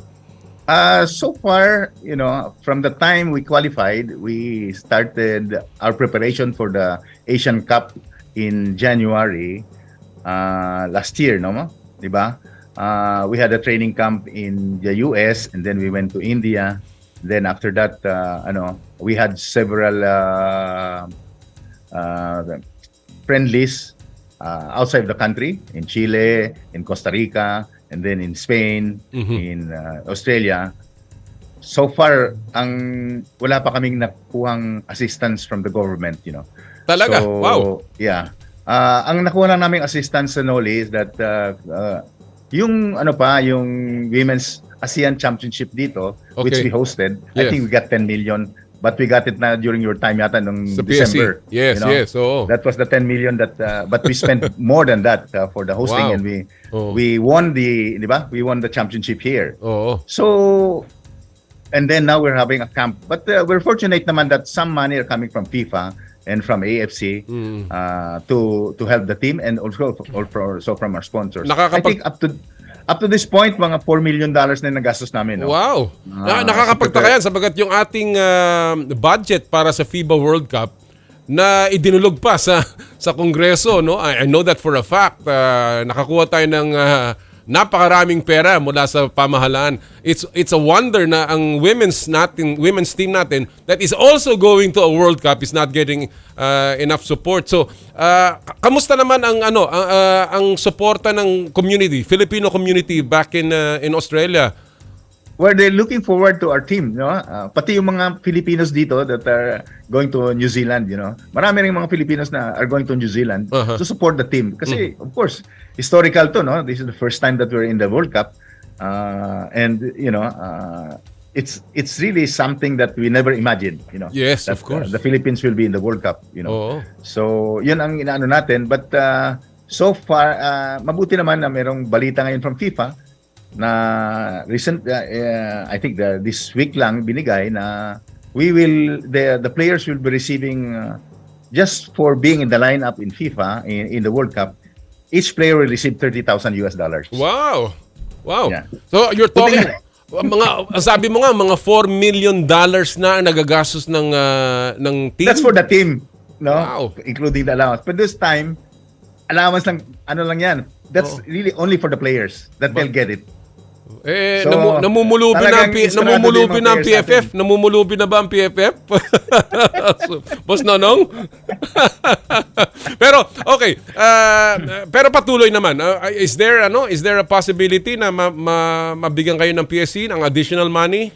Yeah, we asked for 30 million. That was during, even I think during your time when we had a meeting, we said that, we were asking for support, So we've been knocking on the doors and we have asked for 30 million just to help us, in the preparation of the team. Alam mo, of course, itong sa Australia, I think we'll be spending about 15 million here just for the camp. Oo nga malaking bagay yan. Alam mo, even during my time, one of the plans that we had was really to even invite the president na panoorin yung unang laro natin. Pero problema, may zona kasi. Oo, hindi siya makakarating. Sayang na sayang. But alright, before I continue with the women's team, let me just go to the overall football program first of the Philippines. What is your assessment nung nangyari sa atin sa Phnom Penh, Nonong? Well, of course, hindi tayo nag-qualify dun sa semifinals, both the men's and women's. Ang sa men's naman, we're trying to bring in new players or bring in a new coach. We hired Coach Rob Gear. So, kulang lang talaga he was with the team only for about 6 weeks. So, now we're preparing for the under-23, AFF, ASEAN Football, and AFC. For our women's naman, we had to test some players who were really new because parang it's a preparation for us for the World Cup. But of course, we missed a lot of players. I think 6 or 7 in our lineup because of commitments to the club. But nevertheless, our team won against a champion. We were only tinalo natin. At least tinalo natin, may konsuelo. So that was a consolation for us. But hindi naman yung letdown for the team. Actually, they're really, saying that we have to do well in the Asian Cup. I mean, in the World Cup. Yeah. What's next for the Ascals as well as for the I guess in the junior program? What's coming up para sa ating mga teams? We have our friendly here next week, June 15. We got a new coach. Not new, a returning coach, Coach Michael Wise, who was with the team up to 2014. And he's preparing the team for our friendly against Nepal on June 15 and against Chinese Taipei on June 19. So kung makapanood yung mga fans natin, just go to Rizal and watch our Ascals play against these two teams. Okay. And of course, for the PFF naman, we are having our U19 national tournament, which will be nationwide. I think it will start June 21 in several venues. So tuloy-tuloy naman yung natin, and we're now preparing the pool for our under-23, which will compete in the ASEAN Football Federation Championship and AFC qualifying. So yun ang sa men's team natin. Sa women's, of course, the World Cup, and after the World Cup, we have the Olympic qualifier pa. We'll be playing against Australia and 2 other teams, I think Iran again, that another history making yan if we make the Olympics. So yun, we're preparing for that, and of course the Asian Games, yung women's team natin ang sinali natin sa Asian. So lalaro ang ating Filipinas sa Asian Games.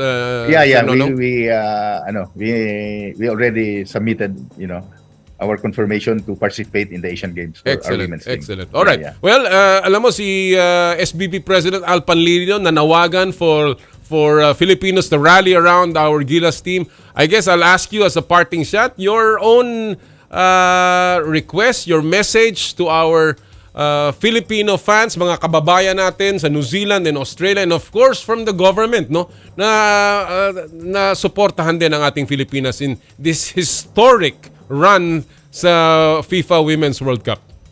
Of course, I would like to call the support of all the Filipinos in New Zealand, because we'll be playing against number 12 Norway, number 21 Switzerland, number 26 New Zealand team.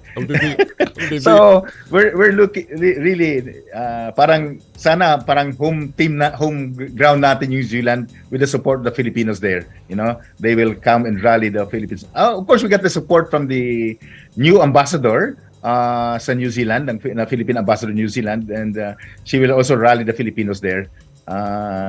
And the prayers also of our fans here in the Philippines, you know, that at least we can qualify for the next round. Yun ang target natin you know.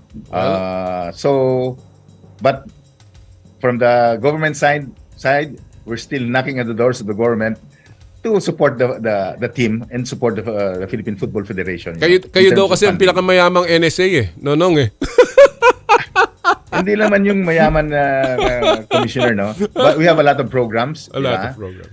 We're putting a lot of infrastructure here in the country. No? Kami lang ang ngayon, meron kaming pinapatayong headquarters, a 5-story headquarters. Yeah. So, we're spending money here in the Philippines, you know? And FIFA is really supporting, AFC is supporting us in this endeavor. By the way, Nong, before I let you go, covered ba yung games ng ating team sa TV? Mapapanood ba ng Pinoy yan dito sa Pilipinas? Wala pa ngang wala pa ngang station. Wala pa. Sayang. Na nag-ano doon sa FIFA. Sabi nga namin mura na nga siguro yung sa broadcasting ng FIFA kasi sabi nga ng FIFA yung sa sa Europe 900 million tapos biglang sa Women's World Cup only 90 million.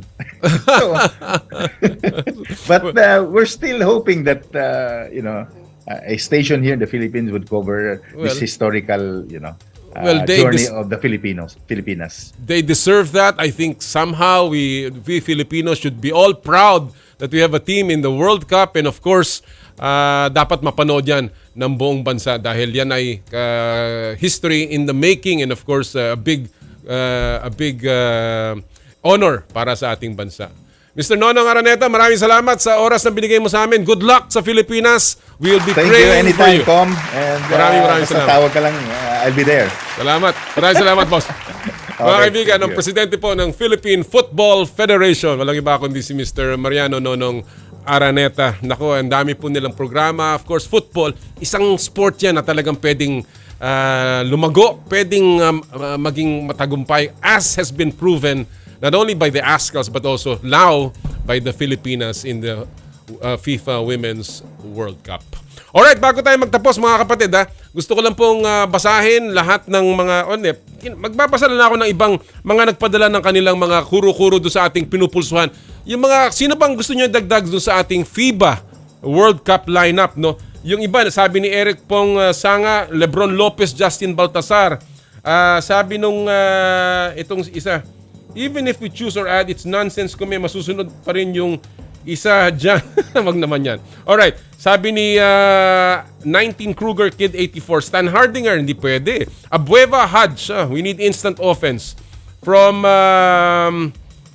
Kopite, sabi niya Matthew Wright and Panopio. Si Matthew Wright is an interesting name. From I Am Rockets, remove Ravena Brothers. Wag naman. Add Wright and Lassiter, we need shooters. That's a good point. From Juanito Terate Jr., Wright and Baltasar, that's good. Ako personally, I think Matthew Wright is a great addition. Justin Baltasar is so sayang hindi na ilagay. I think Brandon Ganuelas Rosser was also played very well also dun sa huling Southeast Asian Games, and he deserves also a shot. And of course, many others, no, including RJ Abarientos. But at the end of the day, tayo po'y manalig sa ating mga coaches, and hopefully ay tayo po ay talagang sumuporta na lamang magkabuklod-buklod ang bayang Pilipinas dahil palapit na po ang FIBA World Cup. Doon po sa mga nag-aabang sa Joyride Super App Top Up Promo, ito po mga nanalo ng 1,000 pesos e-wallet credits. Si Gregory Laida, Siegfried Kabuhat, Maria Edeli Bungay, Clarice Karandang at si Nina Yapchonko. Congratulations sa inyong lahat. Makakakuha po kayo ng 1,000 pesos e-wallet credits mula sa Joyride, ang bago ninyong kasundo. Alright mga kapatid, that'll do it for us. Manood kayo ng ating Game 4 dito sa TV5 of course. At tuloy-tuloy po tayo next week muli sa Power and Play. At lagi po natin sinasabi tuwing Sabado, bawal ang masungit. At sa lahat po ng ating gawain, ad maiorem Dei gloriam, all for the greater glory of God. Kami po ang 1PH, teleserbisyo para sa Pilipino. Susunod na po ang inay ko po. Happy Sports Weekend mga kapatid! More power, more play!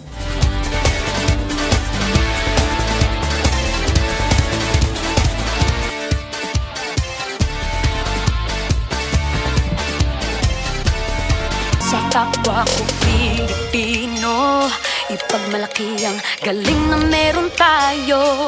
Ilantad ang likas nating talento at magdala ng saya sa mundo. Sa harap ng pagsubok ay di susuko, para sa pangarap tayo'y porsigido. Magpakitang gilas na at huwag magpatalo, ipag-iwang natin ang Pilipino. Yan ang Pinoy. Mula noon at hanggang ngayon, talento natin ang bida. Mula sa simpleng bakuran hanggang entablado natin ipakita. May pagsubok man ng Pinoy, pinalalakas ng saya. San man tayo sa pulo, Chumbe, Sibay, Lakay, Maniga. Sama-sama pakita ang galing natin katropa. Sa kapwa ko